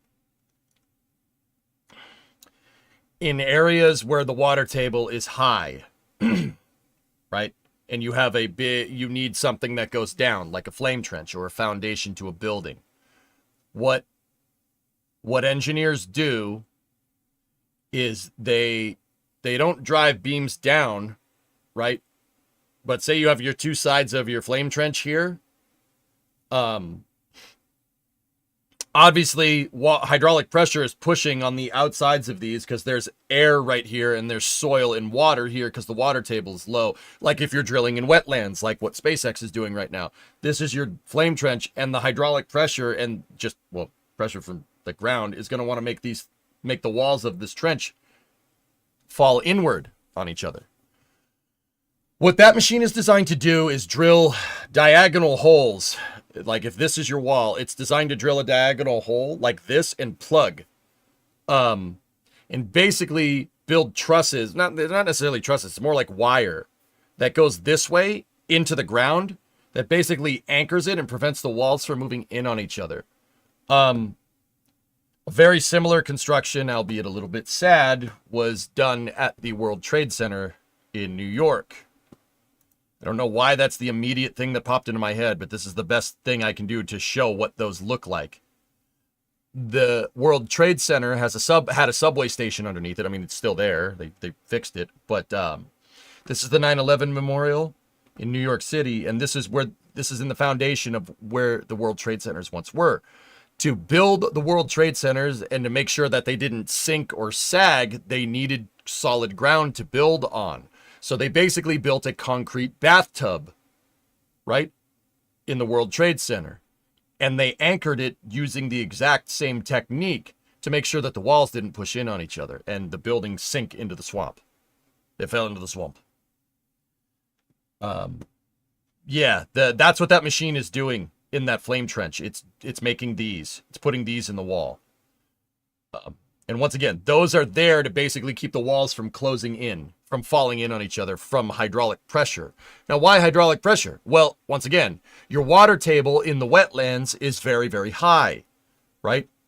If you just dig a hole right here, it's just going to fill up with water. And if you dig a hole and you evac all this, the water's still in the soil around here because you're really close to the sea level, right? So you don't have to drill down very far to get water, right? Because the ocean is like right over there. So that machine right there is putting those plugs in. It's putting the plugs in on the sides to make sure the walls of the flame trench, for the exact same reason as the Twin Towers, don't fall in on each other. That's what that thing does right there. Yeah. That's the best shot I could think of that shows this exact same thing, because that's what they did. You don't need the basement of a 70-story skyscraper flooding. That would be bad. That would be not ideal. It's smart. Yeah, they basically anchor the walls in dude, it's just a steel pipe. It's not a pipe, it's like a steel bar. And then if you notice here, see these things out here?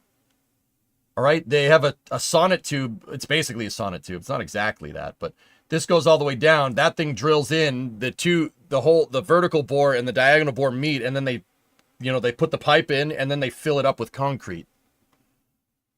So the pipe is like anchored in so it doesn't move, so the walls don't close in. Hey, Ironclad. Similar process is done in mines to pin the rocks together. Yeah, Andrew, exactly. I thought SpaceX didn't want a flame trench.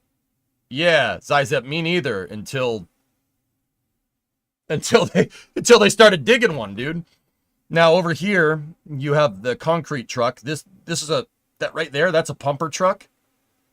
And the pumper truck is pouring concrete in here. Now, if you look close here, you can see there's still wooden forms up, which means this concrete is still curing. And they're still smoothing it out. You can see the dude right there with the concrete boots on, believe it or not. Yeah, they're still curing the concrete. Well, pouring and curing and smoothing it out, for what it's worth.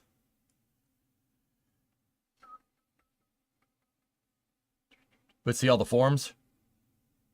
And what you would want to do with something like this, you'd want to pour it in segments. You don't want to pour all at once. You pour a little bit, let it harden, pour a little bit on top of that, let it harden, pour a little bit on top of that, let it harden. That's why you kind of see stripes here. They could be doing it sideways as well. You get the idea. But yeah, pumper trucks are super cool. Basically, the pumper truck is see that pipe right there? That pipe is moving concrete while it's still liquid over here, and it's popping out of a hose right there, and you can kind of move the hose around so you can precisely pour, rather than just trying to get this thing to back up all the way to this and just dumping all the concrete out back. You can be precise with it. Pumper trucks are super cool for what it's worth. Being a construction equipment nerd, I think pumper trucks are super cool. The reach on that damn arm, dude, it reaches up like 5 stories. Probably about, let's see. It could probably reach up over like a 5-6 story building. So that's like like 15, 20 meters? 20 meter upward reach. It's pretty crazy, dude.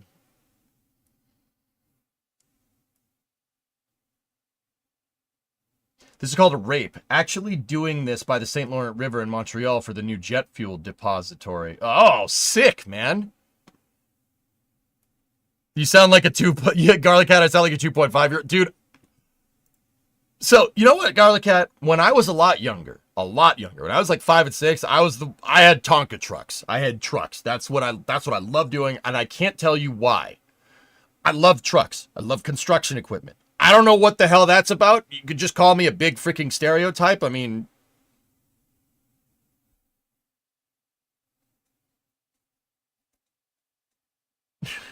I don't know. I don't know what to tell you, man. Stereotype exists for a reason, right?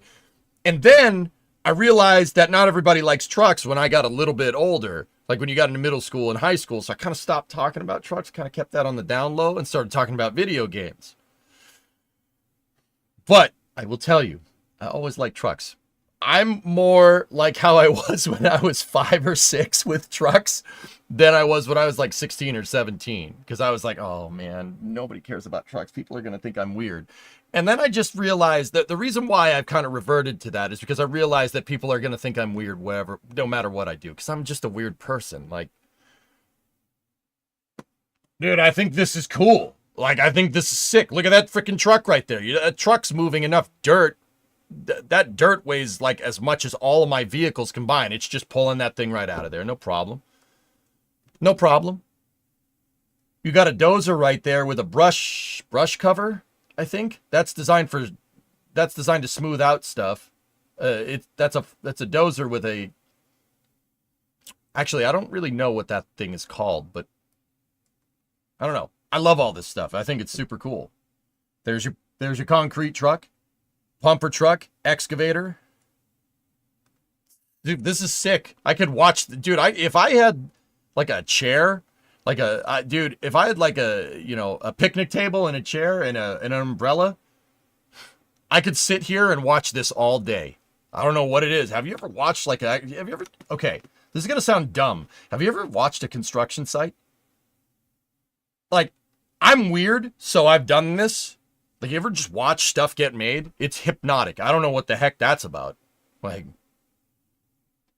I don't know what that's about. It's certainly weird. Goalie's like, yeah, I have.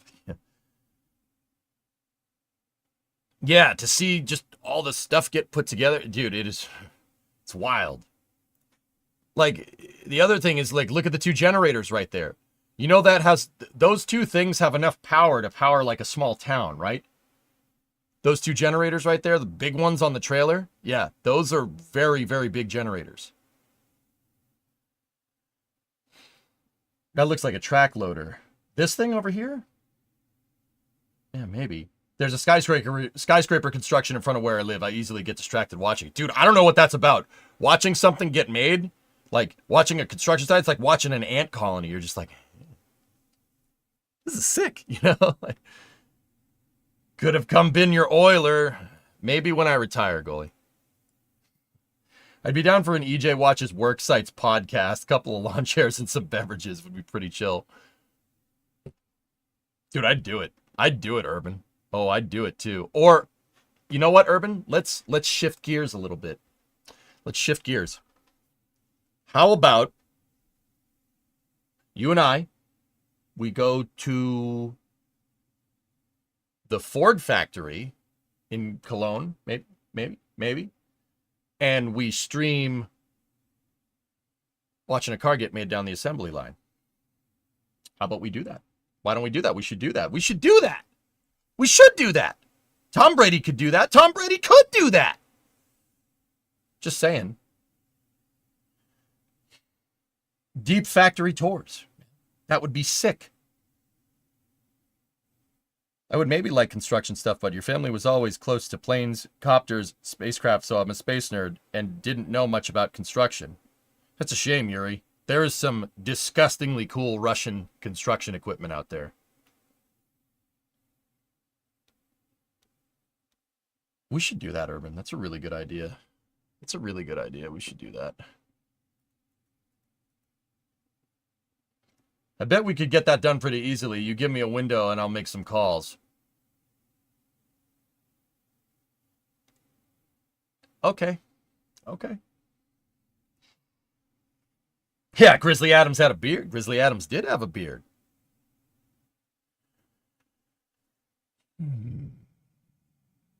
Possibly 350 kVA. Yep. Yeah, Andrew. Those generators are beast mode, man. Power a whole town with one of those things. It's pretty cool. We got an automated building mechanism on top of a skyscraper that is built in my city here at the moment. Awesome to watch how the building is growing. Right?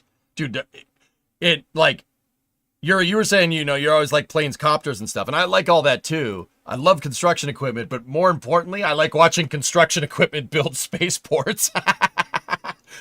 This is my jam, man. I love it. This is great. This is all the things that I like. I like rockets. I like things that go fast. I like construction equipment. I like propane and propane accessories, boy. This is all the things. This is great. Please, more of this. So the trench and soon the new OLM will be on the other side compared to Tower 1. This thing, the square, is going right here. Right there. Yeah, that piece is going to be there. Now, if it's going to be raised up or level or something, Zizep, we don't know. If I had to guess it, I would probably guess that the OLM is going to be level with the ground. The reason why is that we know that future versions of Starship are going to be stretched, right? So instead of having the OLM up in the air and nothing below it, right? You dig a flame trench and you lower the OLM base plate to ground level, right? And dig a trench underneath. Now, I know what people are going to say. Why don't they just make the tower bigger?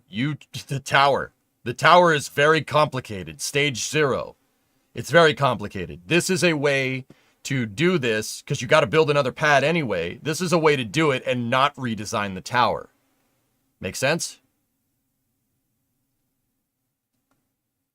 It's pretty smart. And from what we can tell, from what we can tell, you know, this thing is dead center right here. It's dead in the center. So we're looking at a double deflector. I think that's what they're going to do. There's the pad deluge is going to be built into the deflector. They're going to be what's called flame buckets. And you'll have twin flame buckets going on either side. So when Starship goes to launch, you'll see flames shooting out either side, Saturn V style.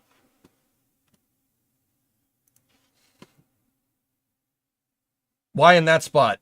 The tower locates the OLM, Tipsy.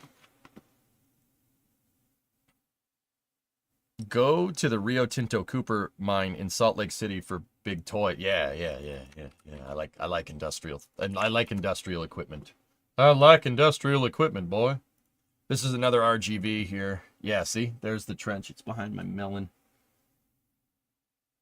You see on Tower 1, the OLM is to the left. Oh, that's what you're asking. Sorry, I misunderstood. Why is this tower pointed that way and OLM 1 is pointed that way? Okay. I think that's fair. That's a fair question to ask.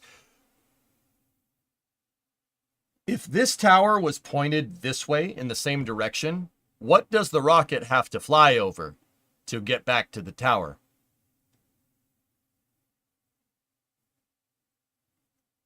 Spoiler alert, it's big and it's white and it's over there. Right in this area right here. That's why that tower is pointed in a different direction. Yeah, you don't want to fly over your tank farm to get back to the pad. That would probably not be the most ideal situation. Water. You're not wrong. There is water over there, and you know the waves is white, but that part. You're not wrong. But yeah, they're pointed 90 degrees off. Tower 1 is pointed this way, and Tower 2 is pointed, well, Tower 1's pointed that way. Or Tower 2 is pointed that way, Tower 1 is pointed that way.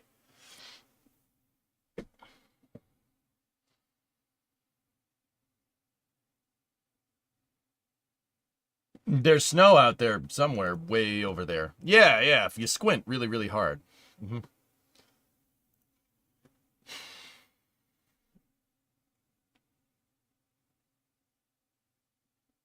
Not to mention the other tower there. Yeah. Just cover it with concrete. When I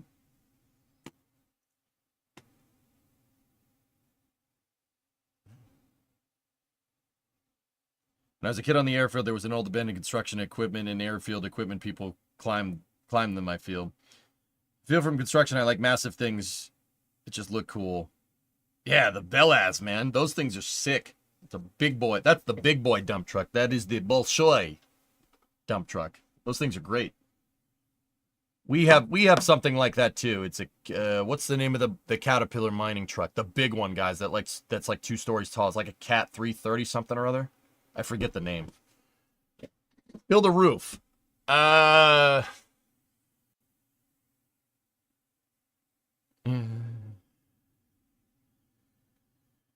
When is Pad B going to be online?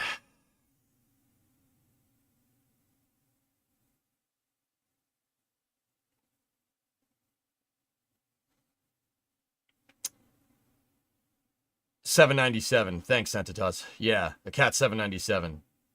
Freaking tires as big as my house. I think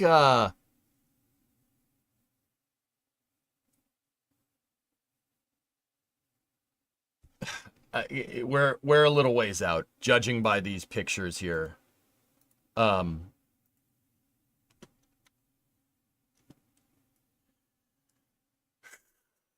Yeah, see, they're pouring right there. See the forms? They're pouring it in layers and going up and up and up and up. And then there's the holes for those plugs. There's your pumper trucks.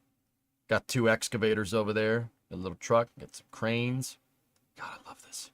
This is fantastic. All right, Zizep, see you, buddy.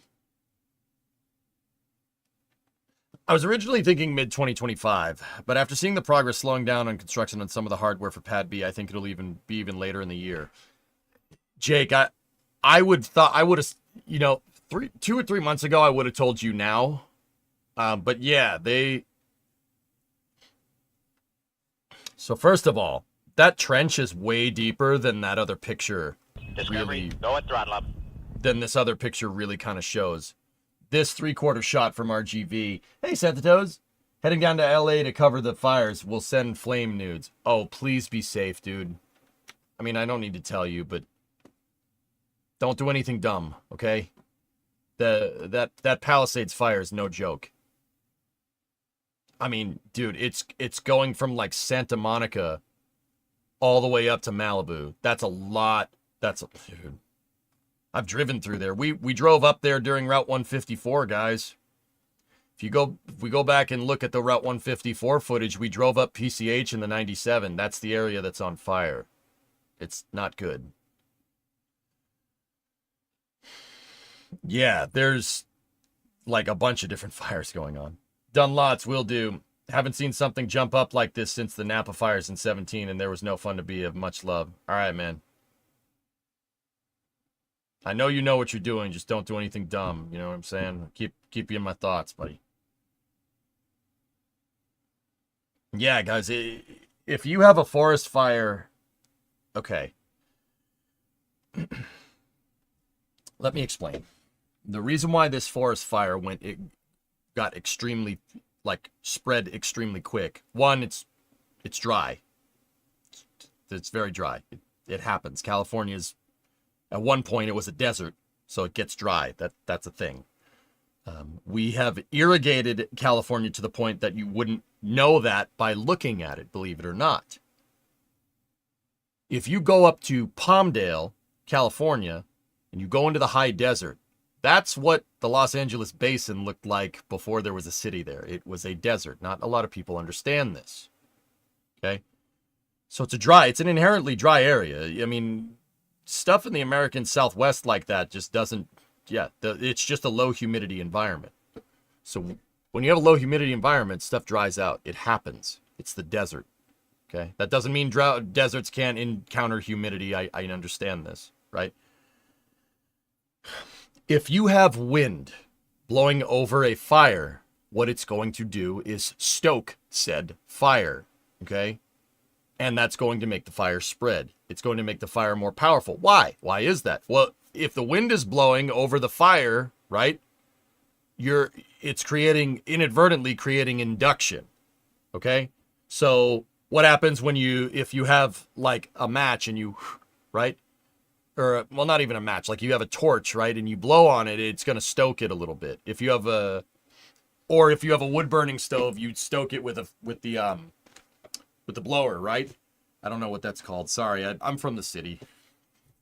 I don't know what you want, right? Wind blowing over it adds more oxygen into the mix, okay? And when you add more, what do we know about mixtures from rocket engines? What happens when you add more oxygen? It gets hotter. Okay, you're generating a lot of heat here, so that fire starts to spread very, very, very, very quickly, and eventually it'll get to kind of not a critical mass, I guess, but and Sentatos, back me up on this. This is what happens. Eventually, the fire, all that gas will rise, right, and eventually, you basically create a gigantic induction furnace, right, in the atmosphere. So all that hot air from the fire is burning and all that hot air is rising.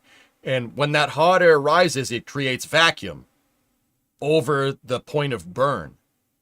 And you get what's called a firestorm. It basically is a hurricane. Well, it's kind of going up. Picture like a mushroom cloud in your mind almost. It's not that, but you get a firestorm, which basically turns wherever the fire is into a gigantic induction furnace. And that's why it spread so fast, because it was windy. Once it gets to a firestorm, there's really not much you can do. Santatos, just back me up, dude. Like if there's any firefighters out there, guys, sometimes the best thing to do with fighting a fire is just to let it do its thing. Fighting it is ironically going to make it worse. Like, Induction would be electromagnetic heating. No, not necessarily. Okay. I mean, Yannick, there's probably some translation problems there. It's a blast furnace. It becomes a big blast furnace. Once you get into firestorm mode, so the fire spreads enough and all that hot air starts rising, it basically creates a vacuum. And all that hot air goes up, it blows it, because all that hot air is rising, it creates low pressure, and the atmosphere tries to fill that, right? And when it fills it, you're just introducing more oxygen over the fire, and just it makes it worse and worse and worse. That's why with the California fires, like, everyone's like, where are the firemen? Where are the firemen? Well, dude, what are you gonna do fighting a blast furnace that's the size of a small county? What do you want to do? What do you want them to do? Spray water on it?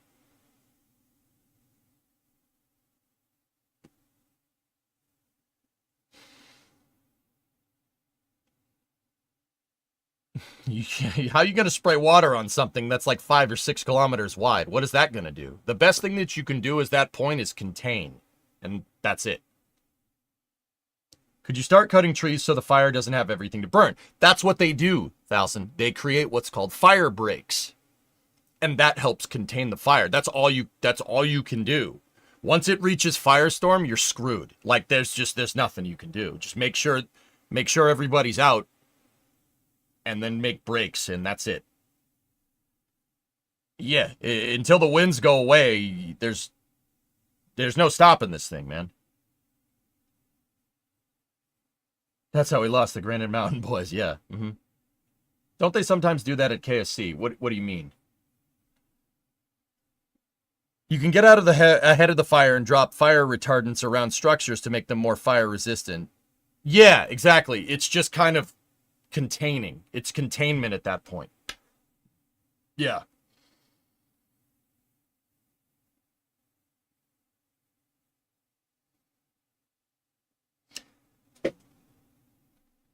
Yeah, it's... Dude, yeah, no. I mean... Well, how do I know about this? I took the fireman's exam once when in another life when I wasn't really sure what I wanted to do. That was before streaming. So I did a lot of studying. Well, I didn't do that much studying for it, but it did teach me a lot about how fire works. Yeah. I took the fireman's exam a long time ago. Containment is absolutely a thing. You imagine EJ is a Mr. Firefighter EJ here. Thanks for the stream. All right, Antares. Yep.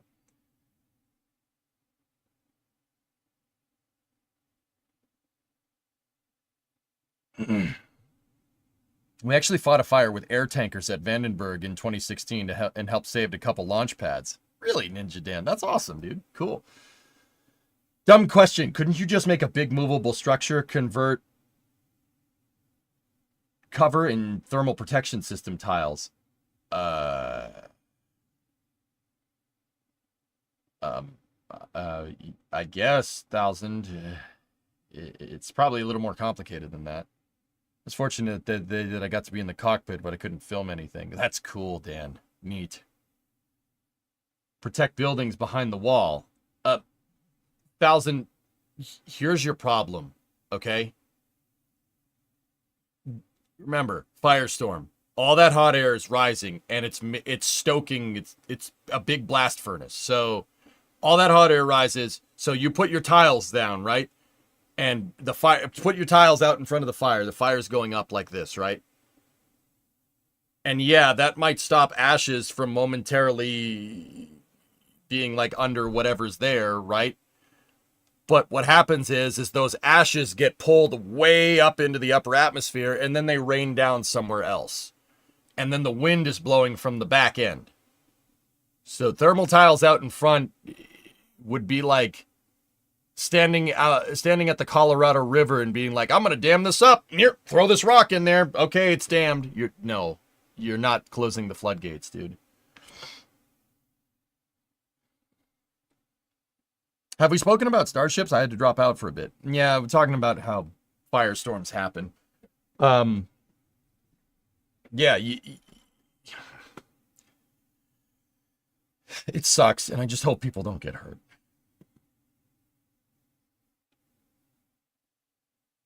Yeah, guys, there's nothing you can do. You just contain it. It's about it. Now, this is probably not the right time to mention this, right? I always say, think about what you say when you go to mention things, etc., right? There are ways to, if you're going to get a dry season, remember, California's the desert, dude. I don't care what anybody says. You can blame one thing or you can blame another. It's the freaking desert. We've just cultivated it and irrigated it to the point that it doesn't seem like it's the desert. The Los Angeles basin was desert before humans got there. It was desert, sand, tumbleweed. Blank that out. It was the like desert. It's dry. It happens. Okay? That happens. Now, a way that you can mitigate this is to trim underbrush. So, forests, right? The areas that do have a lot of trees, you can clear the underbrush and do control burns. That is like maintenance for your forest, right? A forest is a living, breathing thing. Think about on a smaller scale, you have a hedge in your front yard, like an actual, hedge, like a plant, right? You have to trim that thing to keep it nice and healthy. You got to trim the hedges, right? You got to do that to keep it nice and healthy.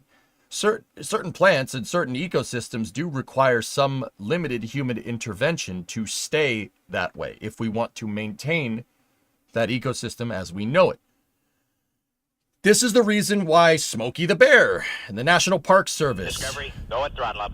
exist. That is part of the reason to make sure that we're taking care of our national forests, not just from like a human pollution standpoint, but if we want the forests to stay forests, they do require some maintenance. If you don't maintain them, you're basically turning the entire forest, remember, in the desert, you're turning that into a gigantic tinderbox. Underbrush and overgrowth in a forest is like throwing matches on the ground in a very dry environment and like hoping that it's not going to catch on fire. You have to maintain your forest. This is why the National Park Service exists in the United States. That's why we do that. Now, does that happen in California? Well, one, where the fire is burning right now, it's not the National Park Service. They aren't national parks. So that's up to the local, state, and counties to do that. Whether they want to do that or not, I don't know. I'm not from California. I can't really speak to that issue. But I know that you can mitigate forest fires by doing control burns and trimming underbrush. That is that's maintenance. You have to maintain the forest, all right, to an extent. Only you can prevent forest fires. Yep.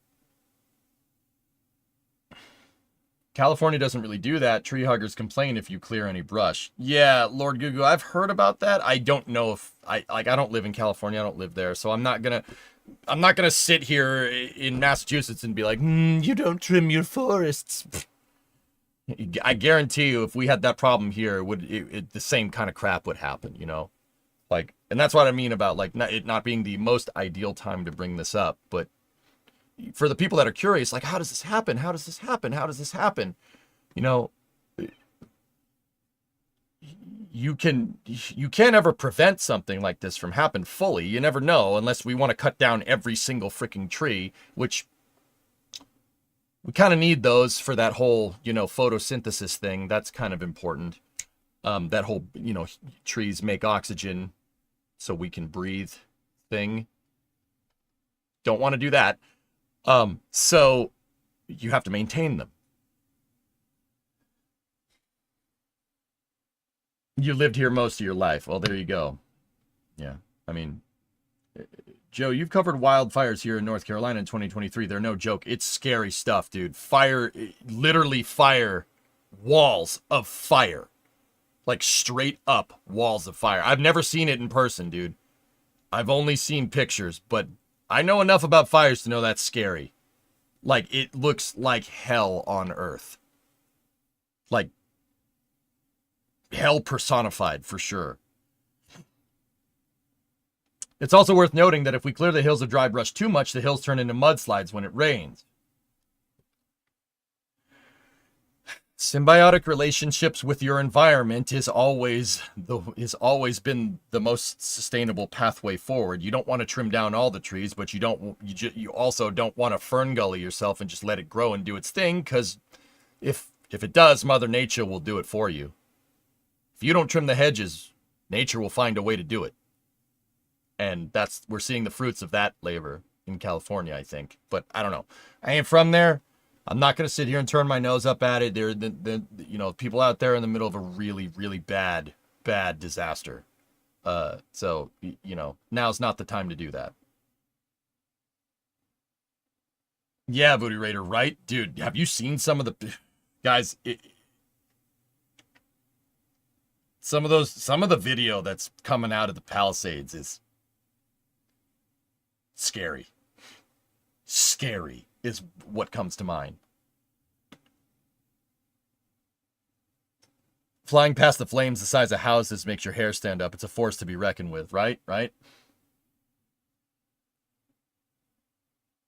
It doesn't help at all that California doesn't fund their wildlife department nearly enough. They're considered a joke in other neighboring states. It's so frustrating, not Flykin', Firefist. It's so frustrating. This is why the National Park Service was made. This is why Smokey the Bear was a thing. What the frick? Did we just forget?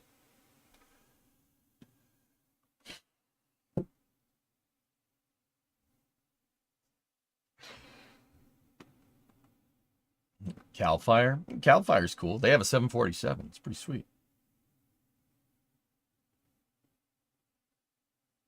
Yeah, JPL, the Jet Propulsion Laboratory, is in Pasadena. It's near one of these fires. That could be problematic. Like, dudes, here's the thing. Like, I love industry. I love this stuff. Make more of this. I'm like, I would call myself an industrialist, absolutely. But I'm smart enough to know that if you just build industry willy-nilly and do not find a symbiotic relationship with your natural ecosystem where you choose to build your industrial equipment, nature will have a way of giving you the middle finger. Proverbially. This is why we do environmental impact reports. It's not just there to appease tree huggers. Okay? You do environmental impacts to make sure, I don't know, that your residential neighborhood doesn't catch on fire. Or your pad doesn't fall into the swamp. Or your bridge doesn't get taken out by a hurricane. Those are really, really important. You got to respect Mother Nature, or, Mother Nature will screw with you. Nature, excuse me. Sorry, native tongue came out there for a second. JPL closed up shop and said some of their employees had lost their homes. That sucks, man. Have you ever heard, what's that, Charles? Have you ever heard of any reports that firefighters are finding hydrants that are dry and don't have the water to fight fires with? I've heard about that, dude, but I don't know if that's, honestly, I don't know if that's true. I don't know if that's people making up stuff. I've heard people say that they didn't refill their California didn't refill their fire suppression irrigation lakes or something. They used that water for something else, or like they used it for potable water or whatever. It's exactly. It's never, guys. It's never one thing. It's never, ever. Disasters never can be attributed to one singular thing. It doesn't matter if it's nature. It doesn't matter if it's a human-made disaster. It is oftentimes the construct in which this disaster exists. It is a lot more complicated than just black and white. Every time. Look at Challenger. Everybody's like, oh, the O-rings. The O-rings. But if you've listened to me talk about Challenger before, you know it's not just the O-rings. There's a lot more stuff at play than just an O-ring freezing and malfunctioning. It is always a cascading effect. It is always cascading failure modes every single time. So Charles, that probably has something to do with it. Right? Probably has something to do with it. It's, probably a little bit of climate change. I would say human-induced climate change, probably a little bit of naturally induced climate change too. Failing to trim the underbrush, stuff like that. It's always compounding. It's never one thing, ever. No disaster works like that. Pompeii? Okay, so, that probably, you probably shouldn't have built a village at the bottom of a volcano. But then again, the Romans didn't know that.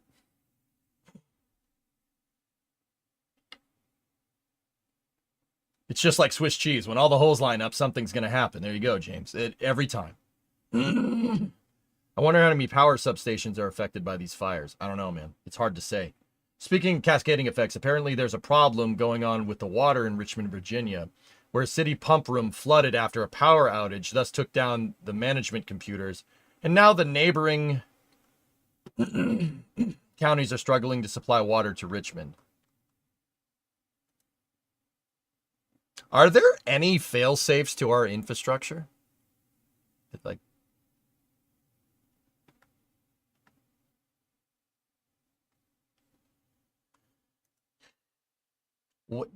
We probably should have thought about that. Made this stuff. But, whatever. It's fine. Is anything important in JPL right now that we know of on the books? Yeah. Yeah, there's plenty of things. Like the, Curiosity and Perseverance Control Centers, goalie. That's probably important. Still do land is cheap. Yeah, that's right.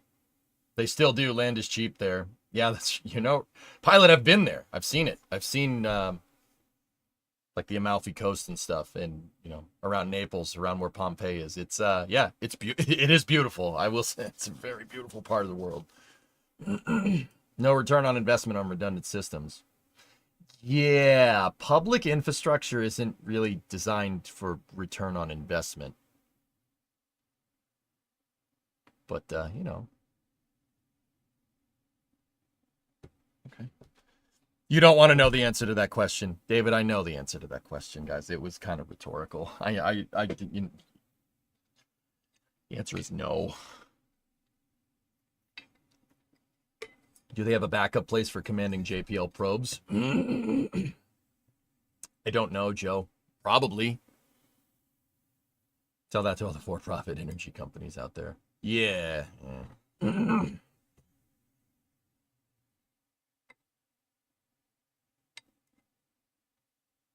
Do not go reading any reports from cybersecurity infrastructure. Yeah, Tavern Lung, I'm not a cybersecurity guy per se, but I'm sure I could. Okay.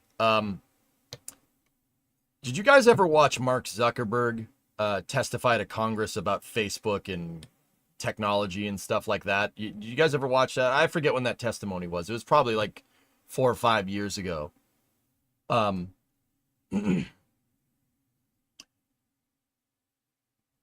Yeah, Kenny, they have no clue. Yeah.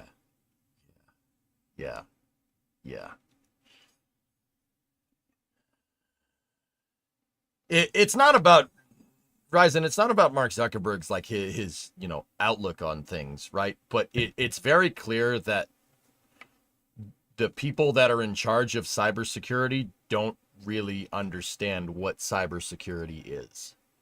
Yeah. They have a superfluous level of understanding at best. Oh yeah, Kenny, and oh dude, when they brought the freaking TikTok CEO in there, oh my god. It was one of those moments where you're just like, oh geez. Oh dear. Do you think the payload bay door will close on ship 33? Outdoorsman, I think it will. Yeah, I think that they figured out all the kinks with the payload bay door from flight 3, I think it was. It's so bad you can't do anything but laugh. Yeah. Yeah, so Tavern, no, I get you with the whole cybersecurity thing, dude.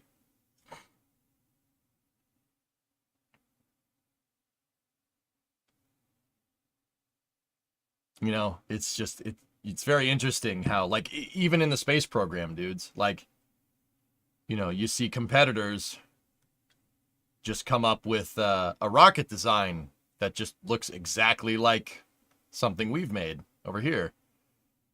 And even going even further, going even older than that, you know, Buran just borrowed the shuttle's aerodynamic shape, or, well, hypersonic shape. You know, they just borrowed it. And they just somehow knew how to make silicate-based tiles. That's weird.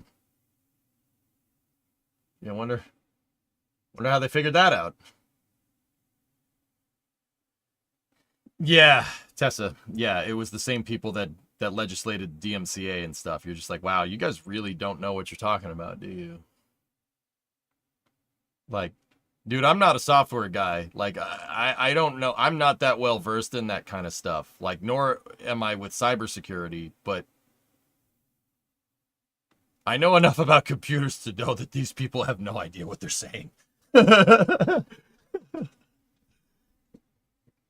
Yeah, okay.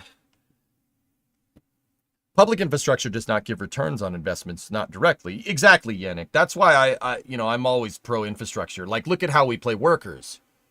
Look at how we play workers and resources. I sink a ton of money into the highways. That seems to carry a high price tag, but it doesn't carry a high price tag when I can feed a factory with very high throughput because of highways. Yeah. Infrastructure is always going to get you a return on investment in a capitalistic society. I mean, you know, workers and resources, I get it. That's not a capitalistic game. Yeah, that's why we trade resources on the market. Yeah, no, it's a communist game. I'm telling you, the Soviet veneer for workers and resources is just that, a veneer. It's a very capitalistic game, right?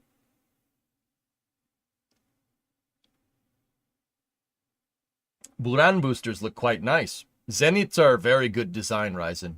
Real good. That RD-170 is a... For 1980s propulsion, that's like... The stuff that Energomash was churning out in the late 80s, early 90s, was...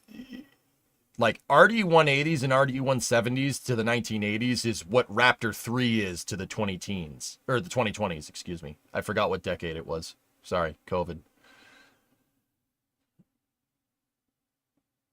Yeah, Tessa, I know.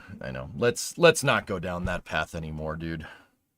You're using an RD-170 now in KSP. Dude, so smart. The metallurgistic breakthroughs that the Soviets came up with to be able to handle the heat of an oxygen-rich stage combustion. Yeah, that was a big deal. That was a big deal for the time. A very big deal. He meant early 90s, not early 90s. Yeah. To be fair, communism was also a bit of a veneer for the Soviet Union as well. Yeah, of course, Fall. Oh, I just thought of something. I just thought of something that's probably going to piss people off, but... You guys know how if you buy a computer from like a certain manufacturer and it has that manufacturer's custom software, right? And are you guys familiar with bloatware? Like, it's just something that they put on top of like the operating system to make it seem like it's our version of this, right? Communism is bloatware for capitalism.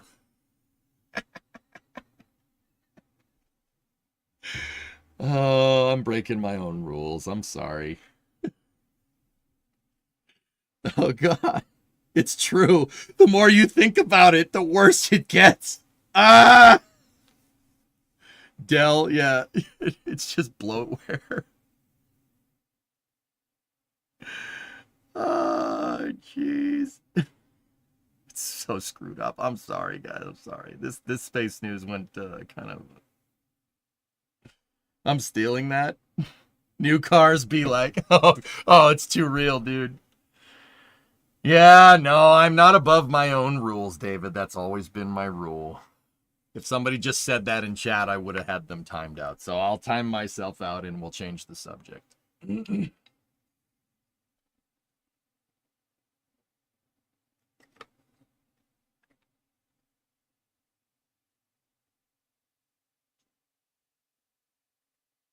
Anyway, Yuri, I basically accidentally made thick Zenit, RD-170 first stage, RD-120 second stage, 4.5 meter diameter instead of 3.9. Nice. Healthy little vehicle. Sounds good. Yuri, Russia would never be able to build something like that. Your core stage, believe it or not, Yuri, I don't know if you knew this, dude. Your core stage diameters on all Russian rockets are limited by how wide of a rocket you can move on your railway systems. Because Russia doesn't have highways, nor do they have canals that go between where you build the rockets and where the rockets launch. You only have trains, which is fine. There's nothing wrong with trains. I love trains, right? That's why Proton, for instance, right, uses a wider core diameter. But the first stage is basically a bunch of smaller UR rockets all kind of stapled together, like a Saturn 1B. And that's how it's assembled at the launch site. It's assembled in pieces. But yeah, core stage diameter is limited. That's why Zenit is, what did you say? A 3.9? You know, Zenit, Soyuz, Angara. Yeah, it's all limited by railway throughput. That's your bottleneck there. That's why Buran, Energia, they were moved via airplanes, because you're not moving that on a train. And there's no highway that goes from Moscow to Baikonur. Yeah, we do the same thing with SRBs. That's right.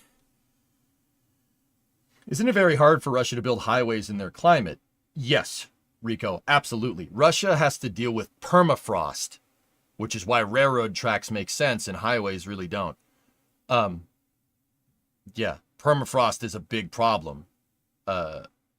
It's just part of the ground that's just permanently frozen. Yeah, permafrost is a big problem. It's really hard to build a highway on permafrost. And I know what people are saying. They should do that. They should do that. No, Alaska is a good example of similar terrain, and the U.S. doesn't have many highways there. In fact, the Alcan Highway, the highway that goes through Canada that connects Washington State to Alaska, is dirt for this exact reason. Yep, they never paved it, and they never will, because if you pave it, the environment will eat that road in a year, less than a year, because permafrost do be like that. The Soyuz thrust vector control system is really nice. Do any other rockets use that system? Those are called vernier thrusters, Ryzen, and yeah, absolutely. Atlas used those for a long time. Firefly has a really, really crazy version of that, where they don't have little wiggly thrusters. The whole thruster moves, or they have 4 engines on Firefly and the Alpha rocket. Excuse the pinky finger. They have 4 engines like this. 2 of them move this way, move that way, and 2 of them move that way. Very similar to how the RD-107s work on Soyuz. Or actually, a closer analog would be the RD-108, the center Soyuz second stage, core stage. Maybe I just moved my thick Zenits on the Antonov 225. I built it too for your shuttle. Good man. Permafrost collapse is also a thing that can happen. Yeah, exactly, Aqualex. This is why permafrost is sucks. Because permafrost if it collapses, it's sinkholes on steroids. Yeah, that's why the Russians don't build like a super highway from Vladivostok to like Moscow, because of that. Because you'll be driving down the road at some point and then it'll just be this. Yeah, that's why there's no super highways in Alaska either. It's really hard to build highways in frozen... I was about to say hellholes, but yeah, you get the idea. Yeah, so the Russians are constricted via railroads. See, with railroads, you don't have to worry about that as much, right? It's still a problem, right? The Alaskan oil pipeline is several feet above the ground and has heat sinks on it. Yes, exactly, Bright. When do the stranded astronauts return? March.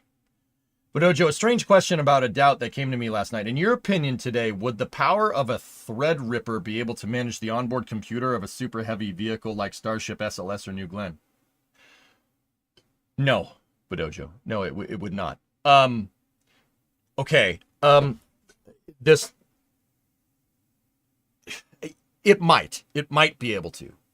Okay, so we're gonna get into computer hardware engineering here for a second. A Threadripper, that physical architecture, how that thing is made, like those, like modern new processors, like the newest processor or whatever, like for a PC, the physical architecture of that processor is not designed.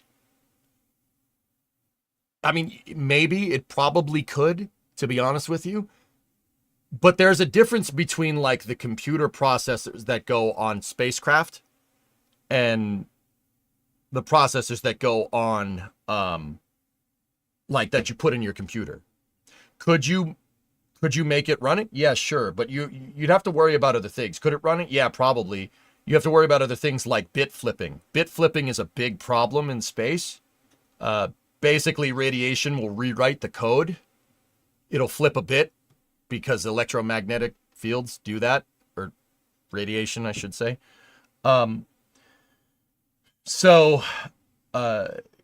Yeah, the architecture needs to be rad hardened. Now, you could just rad harden a regular processor, but like a lot of avionics systems that are on rockets have a physically different architecture. Like the processors is physically made different. Now, why is it made different? Processors on spacecraft aren't designed to really, I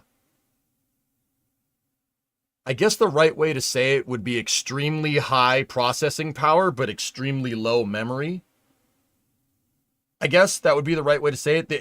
The architecture is physically different. Flight computers are designed to handle a lot of bandwidth in a very short period of time. I don't remember the name, dude. I don't remember the name of that type of processor architecture. They're,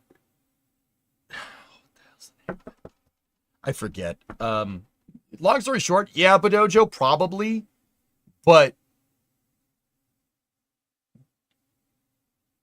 you might 100% the processor and melt it.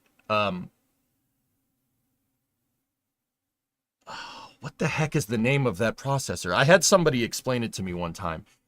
Processors that are on airplanes, like computers that are on airplanes, space shuttles, spacecraft, stuff like that, are designed to handle a lot going on all at once. It's more like the North Bridge on a motherboard. It's more like that. It's designed to handle a lot of computing really, really quickly.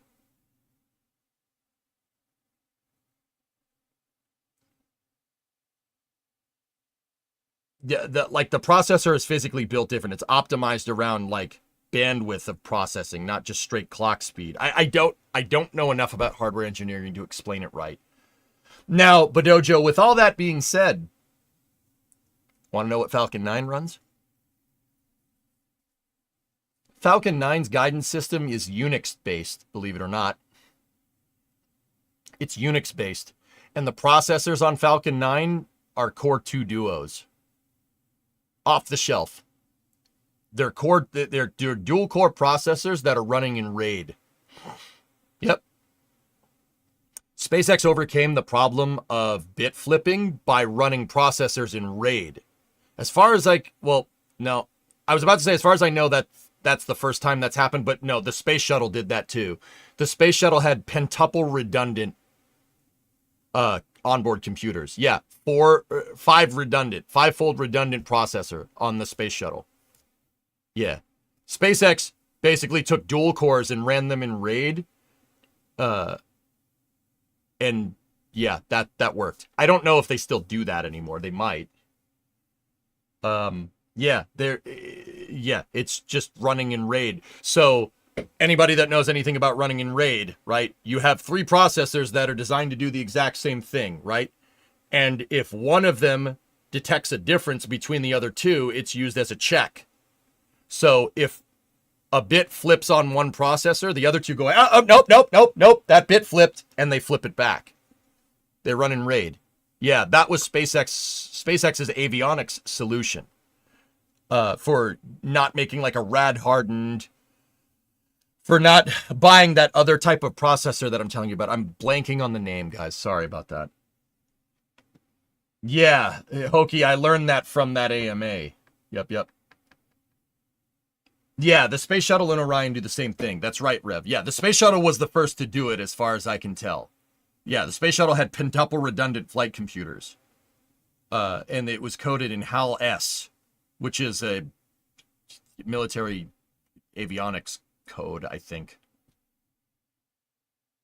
I'm sure Dragon does the same thing. Yeah. Seems to have worked just fine. Yeah. You're talking coarse-grained reconfigurable architecture? I think, Ray, I don't remember. I don't remember the name. I'd have to go look. Thank you for your disponibility. Sure. Yeah. The space shuttle's processing power is radically low by modern standards.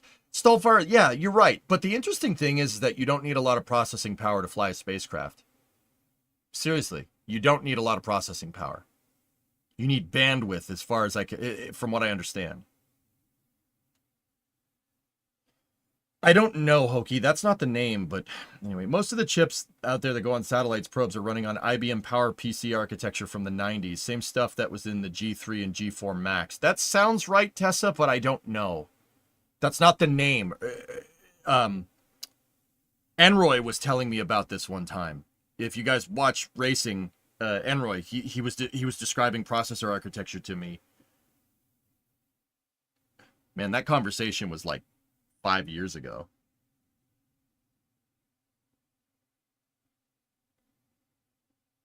Yeah, Kenny, that's right. Low Earth orbit radiation environment is nothing compared to a Mars trip. Once you get out into deep space, it's a totally different ball game. You know, a lot of people, don't get me wrong, I have my qualms with the Orion program, but a lot of people wonder why Orion carries a heavy price tag. I don't think the average person understands how incredibly difficult it is to make a human-rated spacecraft operate operate solo out beyond the Van Allen belts. That is very, very difficult to do. And I know what people are going to say. Well, we did it in the 60s, EJ. We did that in the 60s. You got to remember, Orion is not designed to just do what the Apollo CSM is designed to do. It's not designed to go out there and back. Orion can stay out there and loiter indefinitely at Gateway for a very long time. That is an entirely different ballgame, dudes.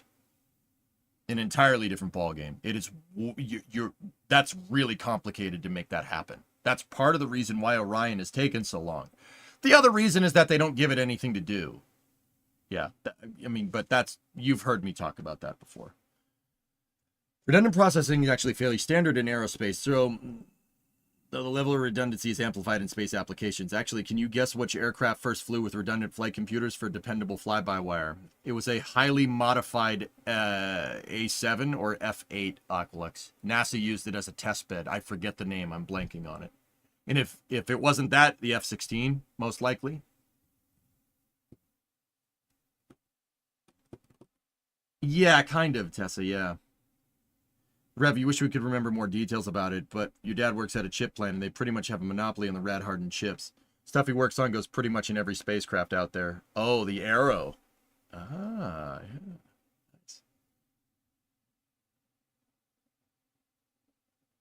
Did you see they're working on the Orion capsule for Artemis 5 already? Yep. PIC-64HPSC. Oh, that might be it, Gareth. I forget, dude. So, like, rad hardening and processing bandwidth are like, yeah, like avionics are different than like off the shelf stuff. But once again, you know, once upon a time, Falcon 9 was a brand new launch vehicle, and everybody looked at SpaceX and thought they were absolutely insane for A, making something, coding a guidance system in Unix, and B, using an off-the-shelf processor for your avionics. But that proved to be a huge W, operating in RAID like that with dual-core processors. Yeah, they're using Intel dual cores.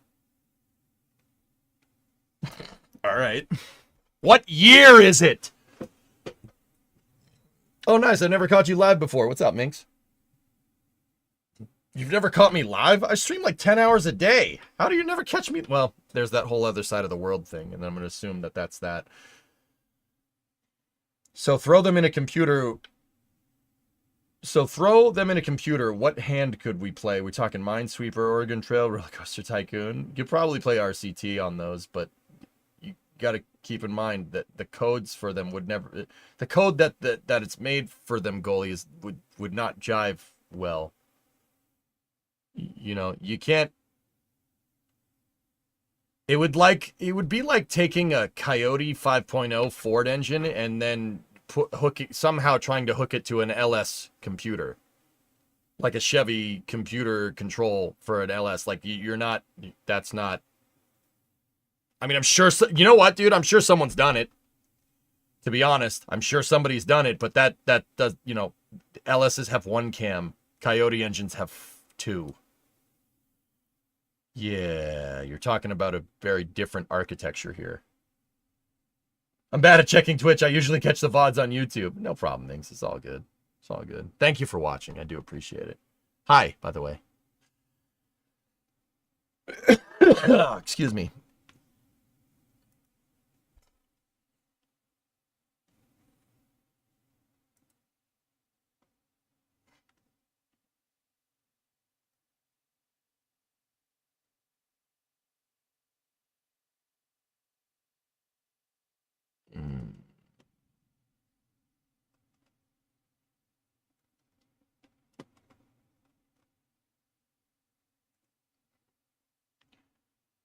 Sorry, I have a message about Flame Trench and stuff. Okay. There's a dragon on ship. What? What?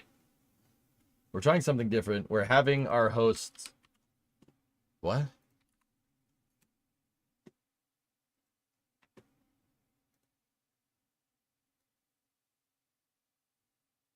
The current IBM Red-Hat CPUs are based on the same chip that use the power of the Wii U. Running at a 3rd speed at most, or more commonly down to a 10th. Yeah, Tessa, it's very interesting stuff. It's just a rabbit hole that I've never gotten into. Oh, yeah. Yeah, there's dragons on the flap. See that right there? Yep.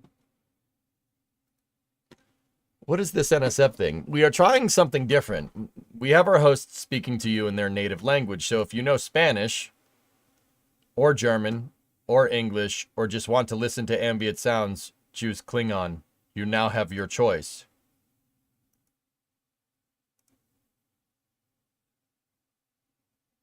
Video below.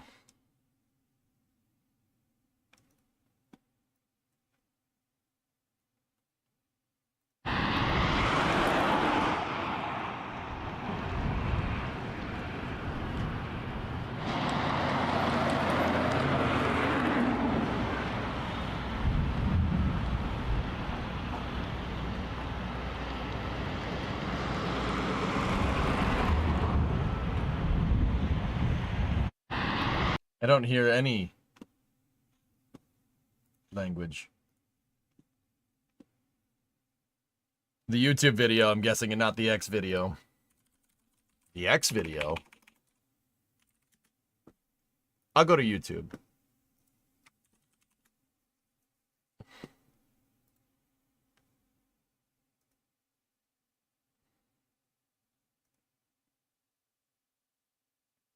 And see, hey, there may be explosives in this area if a fire starts or something. I think the guess there was doing FTS work in Mega Bay 2 and needing to put up that orange octagon sign to denote that there are potential explosives in the area. I think that's a pretty good guess. But if y'all have other guesses, toss them down in the comments. I'll read them. I'll respond. Hi, Das. What are you doing? Oh, Ben, get out of here. Don't do that. We don't need to let our craziness leak into the NSF chats. Only do that during the flame trench. Okay? Okay? Don't do that.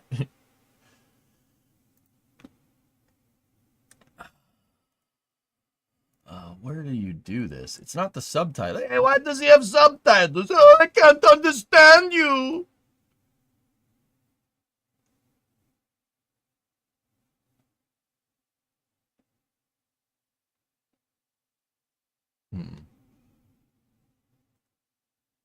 Am I stupid? Don't answer that. Okay. Oh my goodness. Okay. No, I am definitely in the wrong place. I thought it was over here.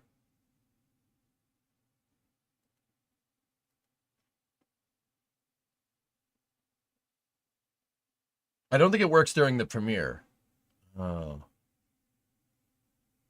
You sent the communism clip to Fat Electrician? Do you know? Do you know that guy? Outdoorsman? Do you know that dude? I mean, I'm sure he'd appreciate it. Oh, dear.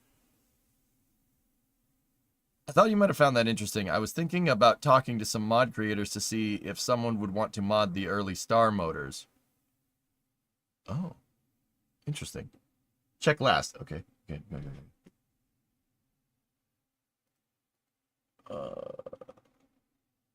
The dragon is a reinforcement plate, believe it or not. Yeah, I saw it, dude. That's cool. Maybe? Oh, God.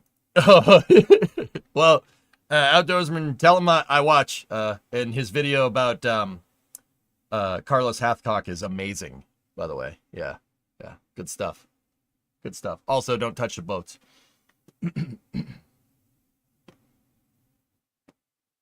Don't touch our boats. Don't do it. Don't touch the boats.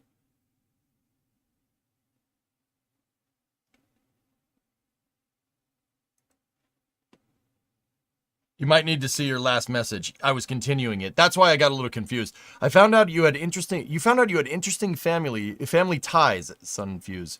I had an uncle that worked on the Nike Zeus missiles and a cousin that worked at Thiokol. I've got some really cool schematics of Star SRBs. I thought you might have found that interesting. Yeah, that's pretty cool, dude. Carlos, a fellow jarhead, a hero of yours. Yeah, yeah. Hathcock is...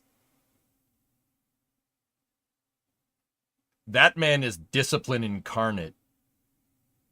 Like, okay. If you guys don't know about that guy, like, whoa. Whoa. You missed Simo? Simo was good. Don't get me wrong. I know about Simo. Sisu. Swami. I know about Simo. But what Hathcock did is a little nuts, dude.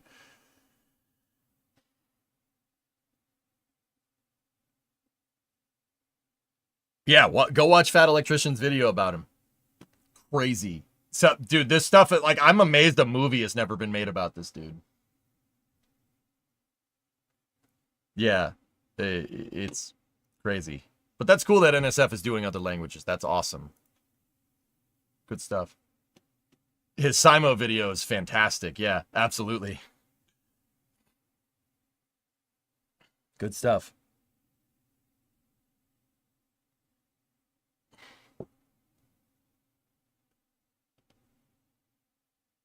By raw kill count, Simo wins, though I do wonder why no one mentions Malwini? I don't know. Ugh, man, now I want to play Hearts of Iron. Crap. The nerve of why he had the feather was insane. Betting on the miss while guaranteeing you're what they're looking at, not the rest of your team. Yeah, that's right, dude. Unreal.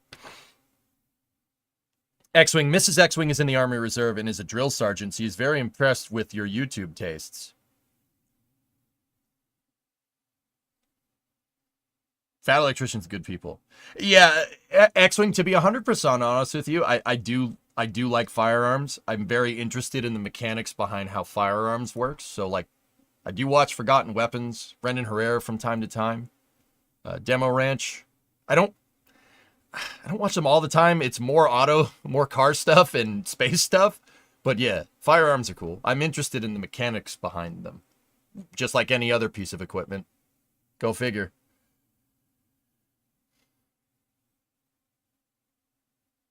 Yes, I butchered this spelling. Chuck Maloney.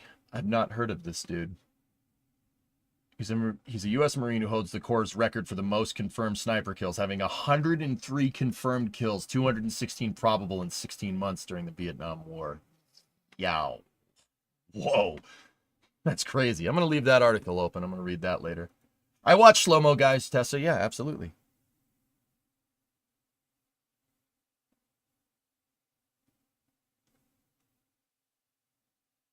Yeah. Actually, you know, while we're on the subject of that, I don't have any more space news for you, so, yeah. I don't have much. Yeah, we talked about everything. I think we got all of it. Brimo and I have been watching SAS Rogue Heroes, which is a kind of mockumentary thriller about the first Special Air Service and how they were made in World War II and what they did and stuff. It's fantastic. Season 2 just came out. It's amazing. Really good stuff. Gained a lot of respect for those guys, that's for sure. Rogue Heroes is so good. Yeah. Fantastic stuff, dude. How about this fun crossover? Have you seen the space gun being built with, if I recall correctly, an automotive engineer to help make things producible? Yeah, I've heard about that. Wasn't that the gun that Saddam Hussein wanted? Okay, non-space news. Watch the MSC trailer, please. Oh gosh, is this appropriate for work? Quote unquote.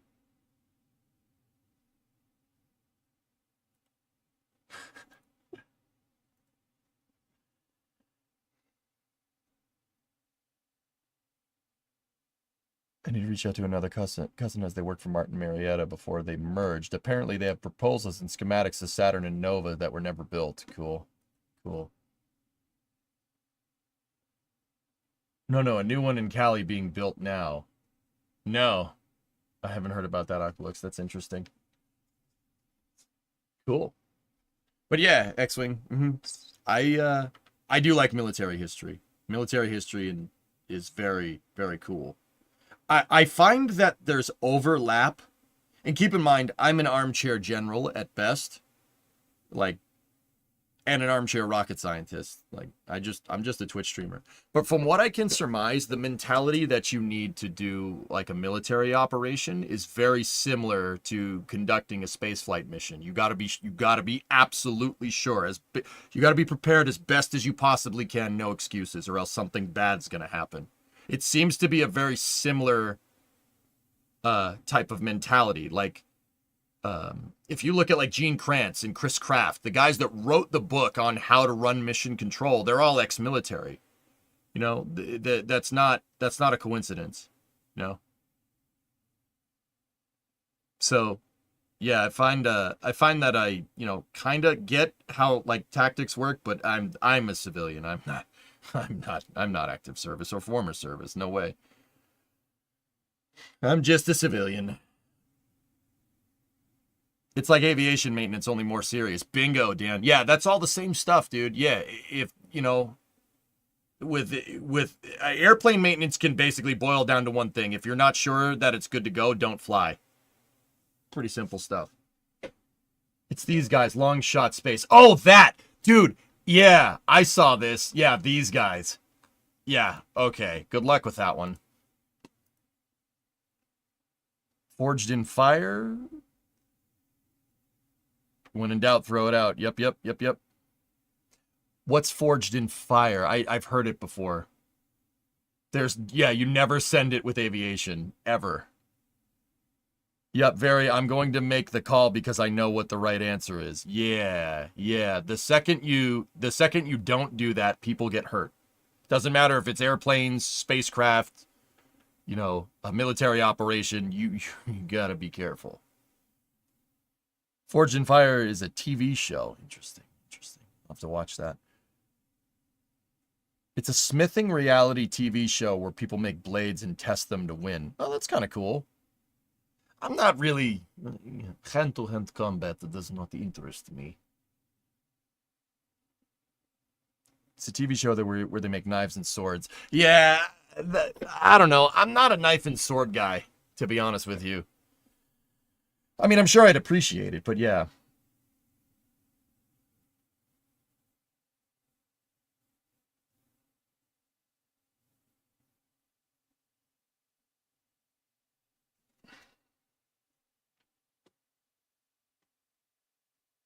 Anyway, guys. All right. I think we're good. I think we're good with space news. Give me a 4-gauge shotgun round. I'll be good. 4-gauge. You want to... I mean... Do you care about your shoulder when you... Yeah, sure. Go ahead. Are you reading the YouTube chat? I'm reading both chats, STX. I tried to let you guys know what chat I'm reading by turning my head. If I'm reading over there, that's Twitch chat. If it's over there, it's YouTube. And I also repeat the name of who's asking questions. So yeah, if I'm looking stage left, it's YouTube. Stage right is Twitch, where it's always been. 700 nitro? I mean, what are you trying to dislocate your arm or something? Like... Monster fish? Oh, mutter, that's cool, dude. Ship 33 is going to roll tonight. Your shoulder's already screwed. All right. I mean, guys, I'm a 308 appreciator. Yeah, I'm one of those guys. 308 and 45 ACP. If we're going to talk about that stuff, like, that's my... All you need is one. Body armor. All you need is one. That's it.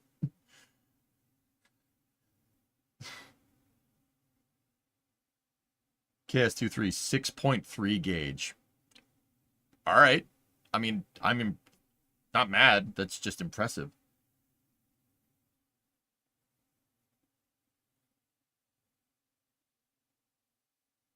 Interesting, Aqualex, yeah.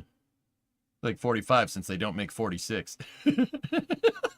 Right. 30-06 go brrr. Ah. A man of taste. Yuri, I see. Friday's going to be a busy day. Yeah, something like that. They broke the mold with the M14. I love battle rifles, Poison. Battle rifles are FAL, M14, G3, AR-10. I like those a lot. Oh, yeah.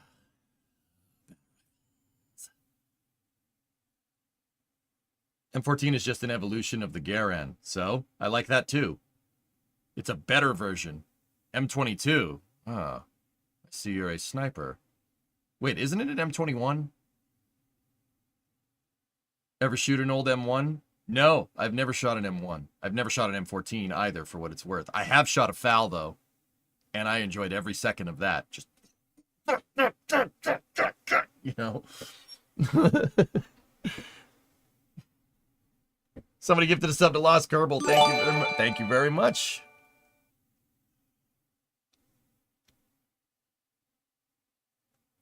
Come to Missouri, we'll change that. All right, I'll think about it.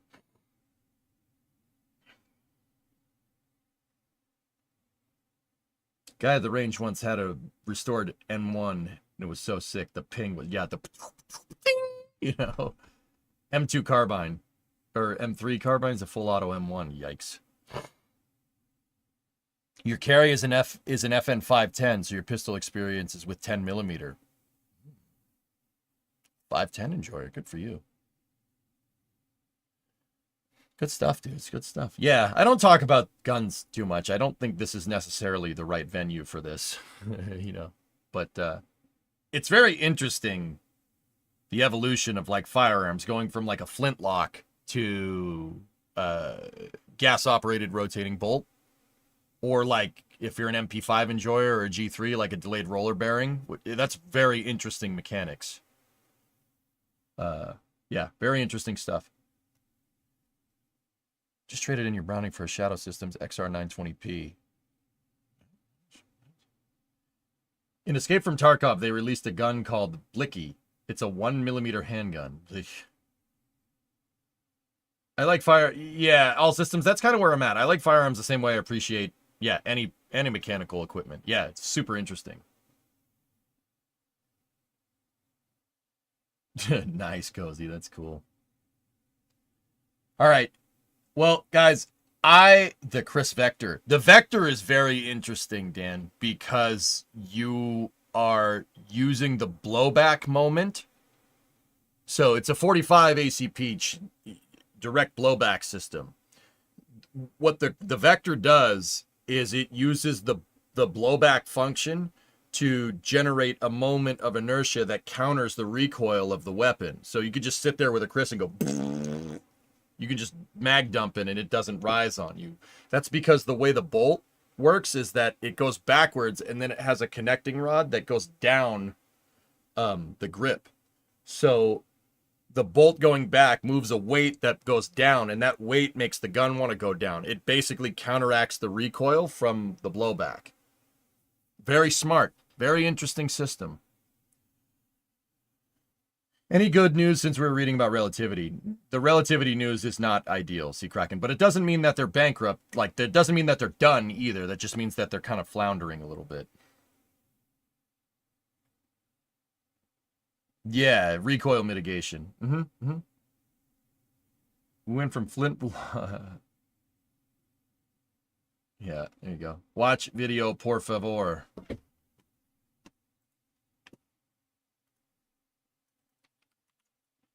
All right, we will finish by watching this trailer. I have to...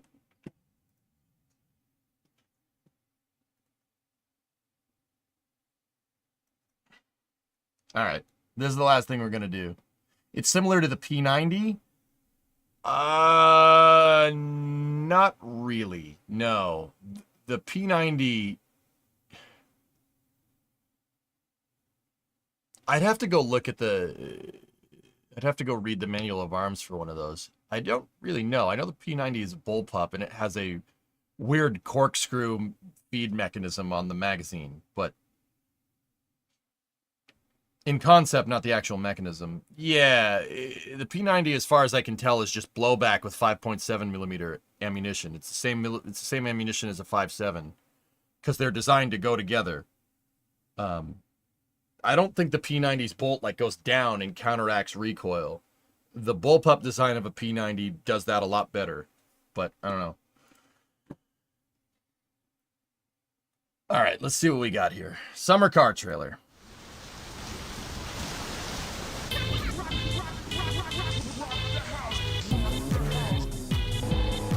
Oh.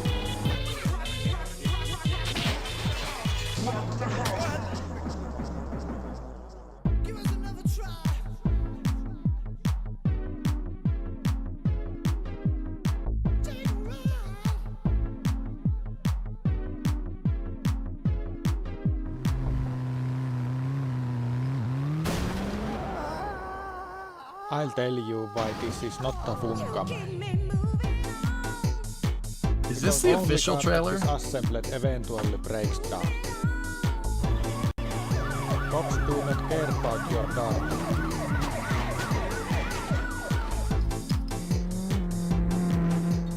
Watching rally is so addicting you burn your food.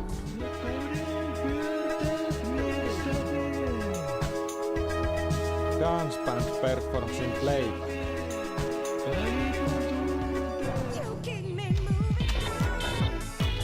Nobody is paying you to play computer games. Computer games.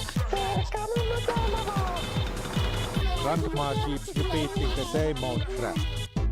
Only death saves you from working all the time. In every competition, you are most likely the slowest one.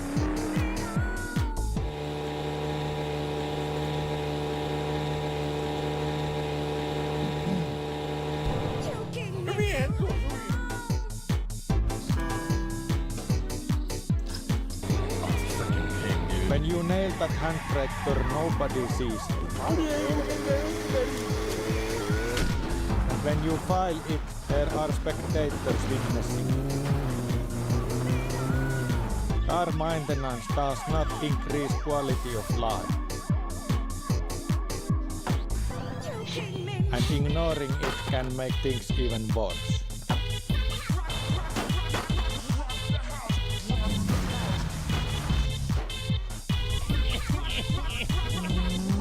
Oh, jeez.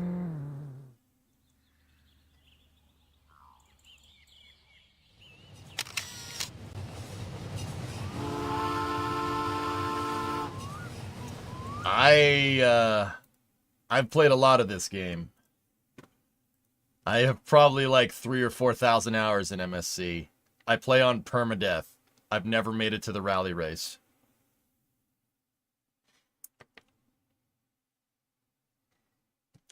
It's a hard game to play on permadeath, man.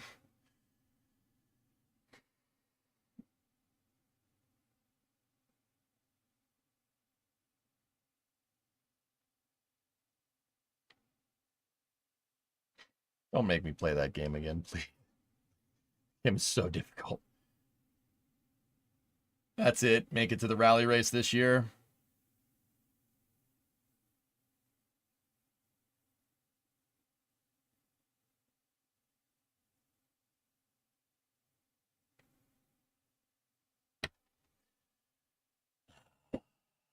Oh, this is space. I'm in space. I'll think about it. I'll think about it, okay?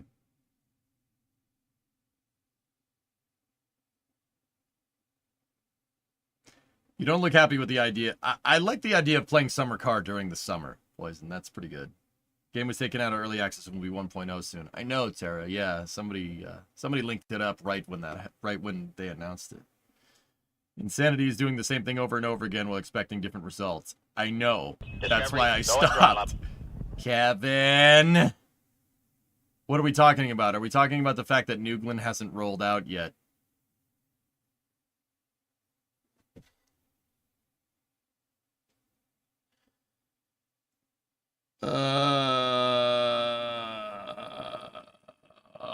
Hi, Kevin. It's not going on Friday, is it?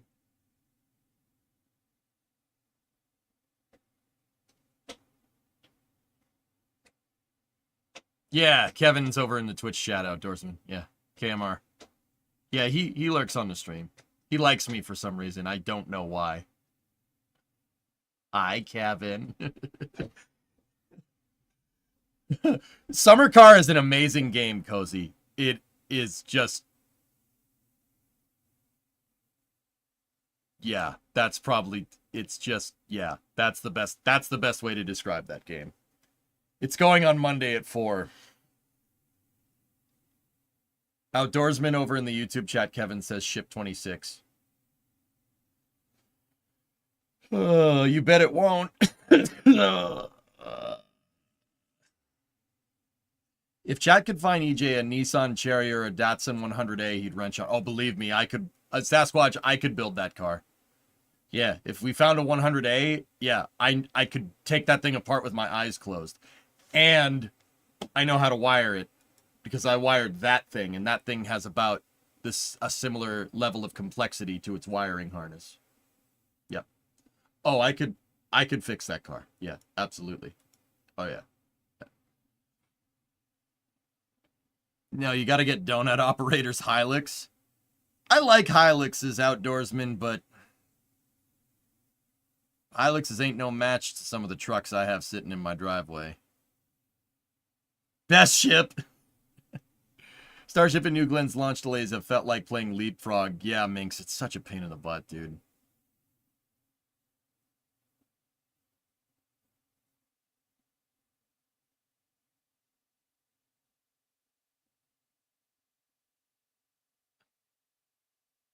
Yeah, Outdoorsman, I got a couple of... Well, there's that old Ford truck that I just showed, the 59, and then I have a 97, and even though it's not mine, I have an 87 as well. Oh gosh, have we made it to the part of the stream where we look at Marketplace? Oh no. A 74 Saab Sonnet? I don't want to sob. No. No, thank you. No, I'm good. I'm good, thanks.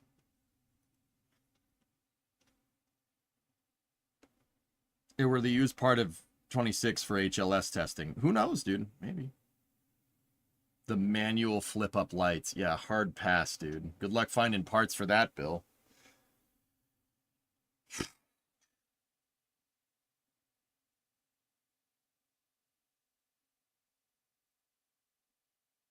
Those things have centrifugal clutches?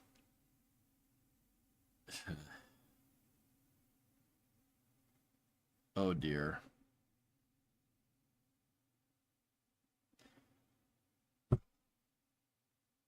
Copium. Well, it's on the trailer, 3500 OBO. Otherwise, I'll take it off and fix it. Stupid science space question. Sure. But with our super instruments, have we more or less determined that there isn't any new resources elements for billions of light years? Yes and no. Cozy? Yes and no. Think about space like this, dude. Think about if humans couldn't go in the ocean and we didn't have boats or submarines, okay? Think about that, right? How could we observe what the ocean is? We could stand on a beach and look at it. You could see what the thing washes up, right? All the seaweed, maybe a dead fish, right? A crab or whatever, right? And then, like, you could use satellites to kind of look down at it, right? But you can't go in it because boats don't exist, right? Just play off that notion for a second. That's space. Would we know as much about the ocean if we didn't have submarines?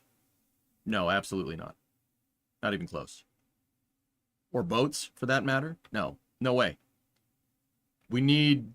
What I'm trying to say is that we should launch a Typhoon-class submarine into space. That's what I'm trying to tell you. No, we've only scratched the surface of what's out there, dude. We can sit here, we can look at it, but we don't have anything to get there. Like, could we get to Alpha Centauri? Yeah, we figured out how to get there. Do we know what Alpha Centauri is? Sure, absolutely. Do we know where it is? Could we plot a course to it? Sure, it would take a very long time to get there.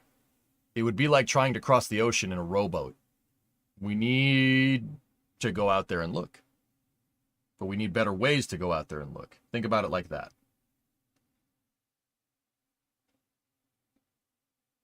Yeah, space submarine. Yes, exactly.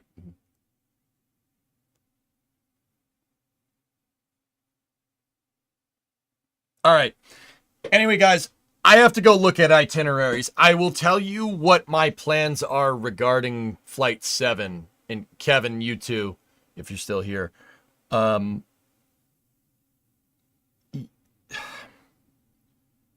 With New Glenn slipping, I might have to stream through the weekend. And if I stream through the weekend, I don't think going to Flight 7 is a good idea. Maybe we should go to 8.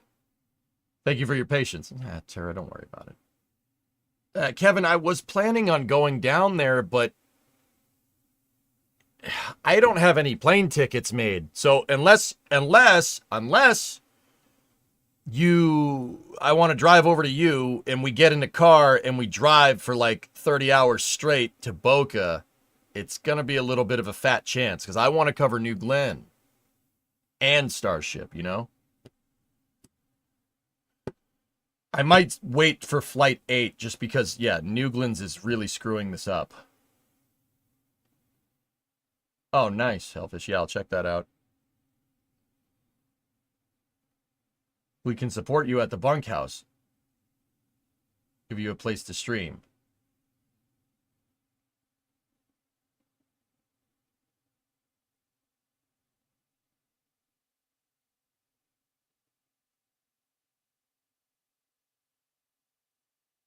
Okay, I'll go make plane tickets.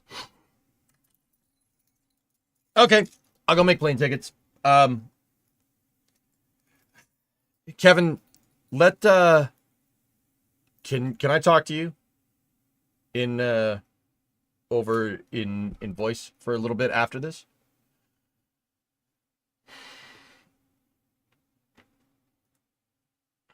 All right, cool. So guys, that's going to do it for me. that was a fun space news. I will see you guys tomorrow. We have the L-153 launch at 11 p.m. Eastern or 10:52 p.m. Eastern tomorrow. And then New Glenn maybe at 1 a.m. on Friday morning, which is a couple hours after that. I'll be here at 12 and I have us teed up for Satisfactory. Yeah, we're going to work on the Autumn tomorrow. And then Space News, and then After Hours, and then L-153, and then maybe New Glenn Asterix. Come to Glenn, then go to Starship. No. All right. Okay, Jojo. Yep. We request a raid, my good man. You're not making this easier to leave.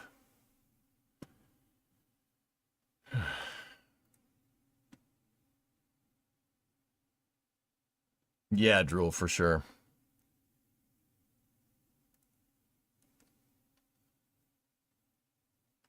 Italix is playing Project Zomboid. Let's go see what he's up to. On the YouTube side of things, don't worry about this. This is a thing for Twitch.